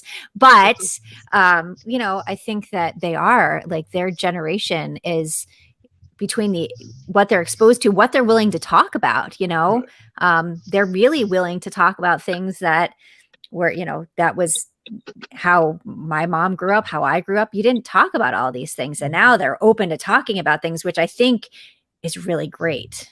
Yeah, I definitely agree with you on that. What are your thoughts, Well, Tracy? go ahead. Go ahead, Tracy. No, Stephen. Steven's gonna say something. My thoughts on it. First of all, people are people, whether you like men, women, trans, African American, Black, Caucasian, Asian, Latin, Middle Eastern. It doesn't matter. You're a person. Everybody has preferences. Everybody has something they enjoy. Everybody will look at somebody of a certain gender, depending on what their preference is, and go, damn, they look good. So the deal with it is find a place in society for the LGBTQ community. Find a place, give them a place. They are people. Just because somebody may not agree with their orientation does not mean they don't deserve a place in society. The first part to fixing our world and our country is to stop worrying about petty, stupid differences. No, definitely agree with you on that. Love a person for being a person. And here's my idea for that. The whole transgender bathroom thing that was going on there for a little while, all these big corporations and all these big companies, they have the money to renovate. Why don't you just add an extra bathroom with a rainbow symbol on it for your transgender community to every store in the country? It's that simple. It fixes the problem. Yep. What are your thoughts, Tracy? I forgot what we were talking about. What you had asked me originally. how open our kids are, like Yeah, how, Oh, that's right. Yeah, yeah, I was yeah. gonna say agree. Yeah, no, exactly. I mean, ever since my son's, like I said, 17 now, and ever since he was really little, like, and we've always taught him that, like, we called people who were racist and people who were, homophobic or sexist. We just called it bullies when we were kids. Mm. He was little, we said, look at those, and we were like, oh, look at those bullies. They're picking on people just because they're different. Look at these, and so we just, from when he was very little, we just call that bullies. You always, bullies are bad, right? So people who are picking on people because they're different are bullies. So we just, and that translated to now, and then general society, right? I think you're right that now most kids that age, whether it's general, from school or from each other, instead of being in the schoolyard calling each other gay like kids did even when I was growing up, now that's understood, that's not cool. That's not okay. You're not okay if you're doing that. If you're the bully saying those things, you're not okay. You're the one that's the problem. And that messaging has flipped finally. You know what I mean? So yeah, we have a generation that seems to be, though same time, bully rates, like I don't know if it's based what it's based on, just on racism or whatever, but in my community, the bully, I mean, COVID has changed everything because kids aren't in school, but they're saying rates of like violent situations at school or bullying at school actually increased in 2019 from 2018. And there was an incident where a kid was stabbed outside of, like, in a suburban community, outside in the parking lot, that had been bullied for months and stuff. So there's still situations where, I don't know what that's based on, if it's just individual kids or if there's stuff that we're not uncovering that, and I worry that now, because this has been a really incendiary year. In the last few months, a lot of people have come out of the woodwork being extremely racist that were maybe hidden and silent before. So I worry that maybe that's going to have an impact on the kids in a negative way, that it's been going in a good way, but now or certain segments of society are normalizing racism and normalizing hate, and I worry that might change things. I hope it doesn't. Yeah, I agree with you. One of the things I know everybody, we're all going to wrap up in the very short minutes and everything. But one of the things I'm curious about, and I was going to actually bring this to Sly's attention, since I know he's got to get ready to go off in about 7 minutes and everything, is one of the things that I'm sometimes worried about in the hip hop community is folks that aren't necessarily authentic with their messaging. I'm thinking about like those gangster rappers, but then when you learn about them, you find out that they've never been a day in their life in Compton or any of those hood neighborhoods that they're supposedly trying to portray and everything. So I was just wondering what your thoughts are when you run across folks that aren't necessarily authentic. One of the things we've been talking about is being authentic to your message. I think that that's definitely what Simone is all about and definitely what Tracy is all about. But sometimes when I hear some of these artists that are out there, and I don't necessarily feel that they're being authentic to themselves. I mean, to some degree, I feel that way about Megan Thee Stallion and Cardi B. I don't know that they're necessarily being authentic to their own upbringing, but I was wondering your thoughts on that. All right. First off, I try to live what I've been through in my music and remember it in an uplifting way. Right. I've seen the streets in Richmond, Virginia, Raleigh, North Carolina, very briefly, Birmingham, Alabama, went through Texas twice, saw the streets in Dallas, saw the streets in Tucson, Arizona, passed through New Mexico. At one point, I was in a place called Green Valley, Arizona. It wasn't but maybe 20, 30 miles from the Mexican border. I have seen the streets on the east side of the country and the west side of the country. And somebody like, for example, like the last rap battle of 8 Mile, the Eminem movie, he laid facts on the guy. He was like, his name's Clarence. He went to a private school, but he was acting all gangsta and like he was a part of some new wave movement and he was leading it and this, that, and the other. And when he got hit with facts in that battle, he choked because he had no reply. He was the bully the entire movie. And then he found out real quick why you don't do that. So that actually is touching on a previous subject we were talking about a few minutes ago. But the deal with it is some of these rappers out here, Cardi B, for example, I got a lot of respect for Cardi. All right. But at the same time, I don't like the role model that she has made herself for the females of the new generation. Every song is about sex. Every song she's twerking, she's half naked, she's, like talking about, genitals and different acts of, of sexual nature, and things like that. And that's not good for our females that are upcoming. Megan the Stallion, this similar thing, it's always talking about something sexual in every song, and it's most of their songs are just sexual. It's putting on a bad persona that, yeah, you can be an, yeah, am all for being an independent woman and getting your own. I respect those type of women. I won't even talk to a woman if she's not independent, because that shows that they have goals and that they're life driven and career driven. But it's a different, like, the world that Cardi B and Megan the Stallion, the world I feel personally that they're trying to put on for women is you can get money, you can have any man that you want, and you can sleep around and go to parties and do drugs Yeah, and it's live a not a lavish. power message, right? It's not like, Yeah, and then like you're right, for young up and coming women, they will feel like, okay, is that what I have to do in order to be a singer? Like it's putting women in a box. It's not really creative. It's yeah. saying, okay, go and It's a be a false man. persona. It's giving people the false outlook on being a celebrity. I'm not even a celebrity yet. I'm not even D-list if there's a such a thing. Okay, I'm nowhere. I'm getting there, but not there yet. Okay, and the people I have met in the industry, the music industry is a very cold place, and it is extremely hard to succeed in. And some of the things that happen beside the scenes and behind the scenes from different articles and news stories and reports that I've watched and read online, it's a very dog eat dog, and there's a hidden part of it and a very bad part of it that a lot of people don't know.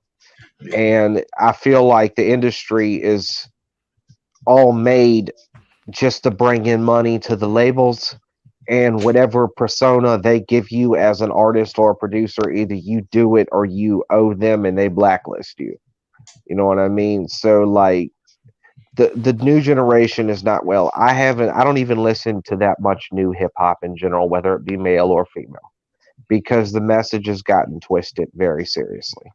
No, I definitely agree with you on that and everything. One thing that I try to get everybody to do, and like I said, we got a few more minutes to go, so I'll start with you, Stephen, and everything, is I always try to give folks to give a message of positivity, a message of encouragement to our international platform, because we do have listeners from around the country, including my friend Alexandria May out of South Africa, my friend Michael out of Nigeria, and a number of other places. Actually, Alexandria and Michael also have shows here. Michael's is more of a spiritual kind of show, and Alexandria is actually a music show because she's a singer-songwriter. Some people consider her the Taylor Swift of that particular country, and she does on this platform, Alexandria Mays Music Cafe. But then we have, like I said, fans from throughout in various countries, and of course throughout the United States. So any message of positivity and words of encouragement that you would like to share with our international audience. So I'll start with you, Stephen.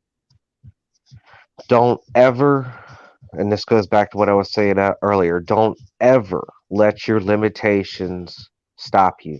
Your only limitations are those that you put on yourself. If you put your mind to it and you put your heart in it and you stick with it, and every time you get knocked down, you get back up and jump right back on it. It may take a few days. You may need a few weeks. Hell, you may need a couple months. But at the same time, when you bounce back, come in with a head of steam, like a freight train, and plow through the obstacle. Okay, do not let anything keep you from achieving your dreams, because I'm a man of my faith. You said the show is spiritual. I'm a man of my faith. I believe that God is the reason I am alive, and that I would not be alive considering some of the situations I've been in if he hadn't have protected me. And I respect others of all faiths. Okay, but the thing about it is through my faith, I draw strength, and I see it starting to happen now. and it's taken 4 years of, as my mom put it, dark circles under my eyes and watching me not sleep for days at a time. But I'm getting there, and I am living proof that if you work hard enough, eventually you will break through the barrier. Definitely appreciate that. Great words of advice, very powerful words and everything. What about you, Tracy? I'd love to hear your words, and I'll come to Simone as well. But definitely any words of encouragement that you can give to our global audience. Yep, I like to add to that. I love what you just said, and I'd like to add. I'd like to say a quote that I heard this year, and I don't even know who said it, but I've been saying it everywhere. Is we didn't get this far. You didn't get this far, listener. All of us. You didn't get this far to only get this far. So whether you're, being celebrated and things are going great, and but you still have goals and keep on going, you're going to get there. But even more importantly, for the people that are struggling and don't feel like they're where they want to be, and who wanted to, like I said, maybe wanted to jump off a bridge yesterday but didn't, because a lot of people are having a really rough time right now. So even more to those people, really, you did not get this far to only get this far, because you didn't do that. You didn't jump off the bridge. You didn't, all the idiots, all the whoever hurt you, all the, thing that got you down, you got through it because you're still here. You're listening. You're still here. So you didn't get here to give up now. So you seriously keep on going, because there's something better on the other side and you don't want to miss it. Definitely agree with you on that. What about yourself, Simone? You've been with me pretty much since the beginning, so I know that you've definitely been enjoying yourself. You haven't run away from me. So I told you that sometimes people enjoy the conversation so much they wind up staying just about the whole time, and you fell into that category and everything. So any words of advice that you want to give? I got to meet amazing people. So, I mean, again, this human connection piece is always so important. Again, what both of them just said, what both Tracy and Slide said, going to, really believing in yourself. Don't put limitations on yourself. Don't label yourself, and don't let anybody else, label you, because you have incredible value. You are capable of what you believe in yourself, and you have to believe in yourself, because you matter. The choices you make matter, and you impact the world with the things you do every day. And it's so important for all of us to realize that we're all important. And so don't stop believing. Start believing in yourself. No doubt about that. One of the things, and I'm glad that Steven Slide Music is still around and everything, that I did not do that I should do, and I did it with Cal, so I'm going to do it with all of y'all, is, of course, we have different folks on, and they've got different ways of contacting you. So social media-wise, and I guess I'll start with you, Tracy, and then go to Slide, and then come back to Simone. But how can folks reach you via social media if they're interested in getting your public relations support, interested in getting the support that you can offer and everything? So, Tracy, how can folks reach you via social media or any other way? Absolutely. And I do work internationally, anywhere where there's English speaking media. So no matter what you do, if you're interested in getting your message on the media, give me a call, I'll give you a free consult, and we'll talk. Tracy Lamorie, LAMOURIEPR Media is my Instagram. Tracy Lamorie on Facebook, LamorieMedia.com on the interwebs. You can phone me to that old technology. The Canadian number is 289-788-5881. The number in Beverly Hills is 424-444-8052. I want an interview. And Slide, just really quickly, I know you said you got to get ready to bounce off. I think that was your mom probably coming by, but Slide, just really quickly, how can folks reach you? Me? All right, sorry, I had somebody knocking on my door. I do independent promotion. I also do promotion for UBO Entertainment and Media. So if you need promotion of your Facebook page or anything like that, I'm available. The easiest way to get in touch with me, you can find my socials, you can find my sponsors, you can find my music on YouTube, iTunes, etc., is to go to my website. It's all there. It gets updated from time to time, so anything that's not there now will be in the coming months. It's www.slide, spelled SLY as in yesterday, IDE.com. That's www.slide.com, and you can find my email at the bottom left side of the page. Sounds great and everything. What about you, Simone? How can folks reach you and how can they learn about this fantastic book, which we kind of used as the framework for the entire Yeah. episode this time as well? Yeah, thanks. So SimoneKanego.com. It's SimoneKnego.com. I'm author Simone Kanego on Instagram. I am Unordinary You. You can also just search Simone Kanego. I'm really the only one of those in the world. So if you search me, you will find me. I'd love to hear from you. And you can find my book on basically any online place that sells books. You can find me. So and I'd love to hear from you. If you read it, contact me. Let me know. Sounds great. Glad to have all my these. cat was dropping in to say she likes CBD products and say hi to everybody. Cool. Definitely. Yeah. As we get ready to wrap up and everything, amazing conversation. Glad to have Simone, Tracy, Slide, Music, better known as Stephen, as well as Cal on earlier. So some great and amazing conversation. I'm going to bring up some of our shows that we also air here, including one that'll be on tomorrow, an hour earlier. That's right. I've actually got to remember that because usually the Gamers Den is on from 1 to 3 where we talk about the video game industry. But recently we've decided to move it up an hour. So it'll be from 12 to 2. So if you got any friends in the video gaming industry, my friend Jatovi does that show. But then we pop on with other folks because I know he's got a couple of folks, including I think a cosplay artist that'll be coming in the near future. But they're involved in the various aspects of the video gaming industry and showing how oftentimes that industry gets negative stereotypes, and a lot of times parents don't necessarily understand it. So Jatovi is trying to diversify the industry, him being an African-American gentleman and everything, but also trying to make sure that parents understand what video games are about and how they can oftentimes relate to education and a number of other things.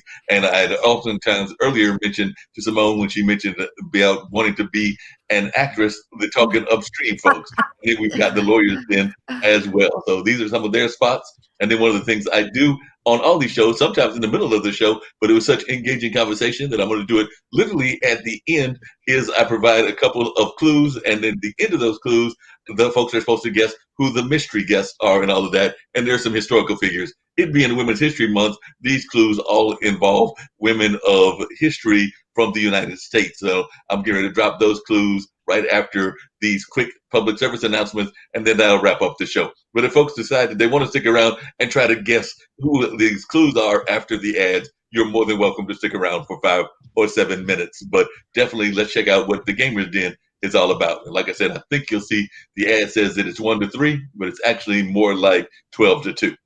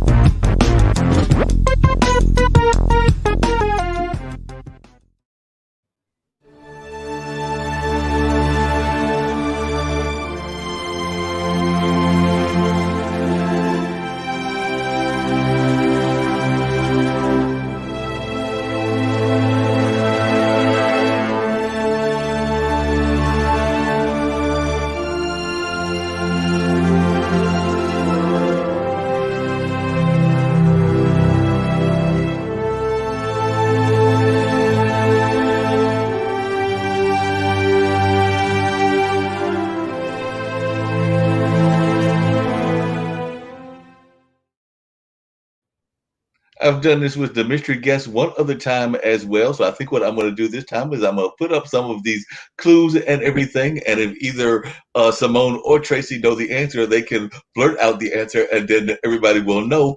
Otherwise, the folks will have to come back next week to figure out who these mystery people are. But the first one is, especially at the start of her writing endeavors, she produced a large body of thrillers, otherwise known as Gothic or sensational tales, whose sales supported her family. So definitely she used her author abilities in order to support her family. And I'm sure that Simone can relate to that as well. And then definitely using the various pseudonyms, she seemed to take perverse pleasure in dark themes, returning to the genre even after her financial need no longer compelled her to do this sort of formulaic writing and all of that. So do you have any idea who that is, Tracy, and everything, as I keep on going and everything? And then I have a guess. Shirley Jackson?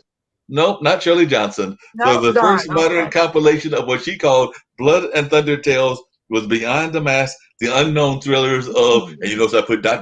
because if I gave that, that would have been too much of a clue as to who it is. And that was published back in 1975.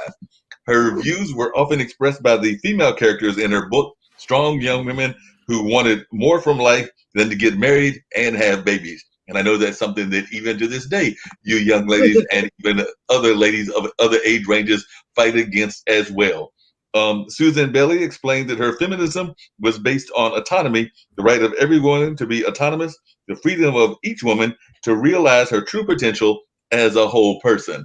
So she definitely was what many folks would consider to be a feminist and all of that. And as a matter of fact, she actually had the pleasure at the end of the decade in Massachusetts passed a law allowing women to vote in local elections. She registered it once, becoming the first woman to vote in Concord, Massachusetts. So that's some of the things that she is known for and all of that. And she was also involved with anti-slavery efforts as well. She and her family were ardent abolitionists, a view that was not as widely popular in relatively liberal Massachusetts as one would think. Her father had been one of the early abolitionists. So that's a little bit about that person. And I'm going to go down to the quote section because I usually try to give you some quotes from these folks as well. And this is one that women may find interesting. She said, "I am more than half persuaded that I am a man's soul put by some freak of nature into a woman's body because I have fallen in love in my life with so many pretty girls and never once the least bit with any man." So she definitely was involved in a lot of different aspects of her life and all of that. So that was one of the quotes that she said and all of that. She said that she liked good, strong words that mean something. And she said, "I am not afraid of storms, but I am learning how to sail my ship." And I think that that's part of what we've been talking about all this afternoon and everything, is learning how to sail your own ship and all of that. And another quote that she had was, "I ask not for any crown, but that which all may win, nor try to conquer any world except the one within." So that's a little bit about that first person and everything. So don't know, does anybody have any guesses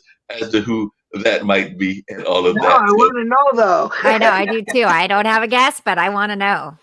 I will let you know after I'm done with the other one. So as soon as I click the in broadcast, because the rest of the folks will have to find out when they come back next week. But I will definitely let both of you know in a very little bit of short time and all of that. This other one, this is the second one, was she was born in Litchfield, Connecticut in 1811. She was the seventh of 11 children. Her father was a preacher. Her mother was also very religious. She died, meaning the mother did, when this particular person was only 5 years old. So that's a little bit about this person as well. And she was part of a literary society that met frequently to discuss books and ideas. Here she met her husband, a widower and a professor. They married and had 7 children. So definitely not quite up to your 6 with your adoptions and everything, but not that far off. So a little bit close and all of that, but not that far off. And then she said she thought about all the people who lost their family members when they were taken away at slave auctions when she wrote a certain book that she is known for, this particular person and all of that. And I'm going to give you some of their quotes as well. They said, "The longest way must have its close. the gloomiest night will wear on to a morning. And they also said, the bitterest tears shed over graves are for words left unsaid and deeds left undone. And another quote that they said was, the heart has no tears to give, it drops only blood, bleeding itself away in silence. So that's one of their other quotes that they had. And another one, which I know a lot of folks will be able to address and love what it says, which is that common sense is seeing things as they are and doing things as they ought to be. And in terms of race relations, they said, treat them like dogs and you'll have dogs' work and dogs' actions. Treat them like men and you'll have man's work. So definitely that's something they said. And one of the things that this particular person had that I think both of you would agree with, which is that women are the real architects of a society. So this particular person felt that you lady folks are the real architects of society. And as both of you are mothers, they also said most mothers are instinctive philosophers. So they would definitely think that most of you are instinctive philosophers. So I don't know if you've got a guess on that one that you want to share with our audience. Otherwise, we're going to get this airplane on out of here, which is kind of the thing that we use to end the show and everything. And then I'll hit end broadcast and I'll be able to tell both of you who those two folks were and everything. But do you have a guess? Was it did the second one say that this person wrote Uncle Tom's Cabin? Is that what you said? They were tied into that book, so that'll pretty much give them away. Yeah. Okay. Harriet Beecher Stowe. Yes, that's okay. Yes. Yeah, I missed that. I was gonna say, yeah. Yeah. Okay. I originally said she wrote what she wrote. So who was the first person? But you hold on one second. Let me get this plane on out here, and then I'll tell y'all the first person. So let me get.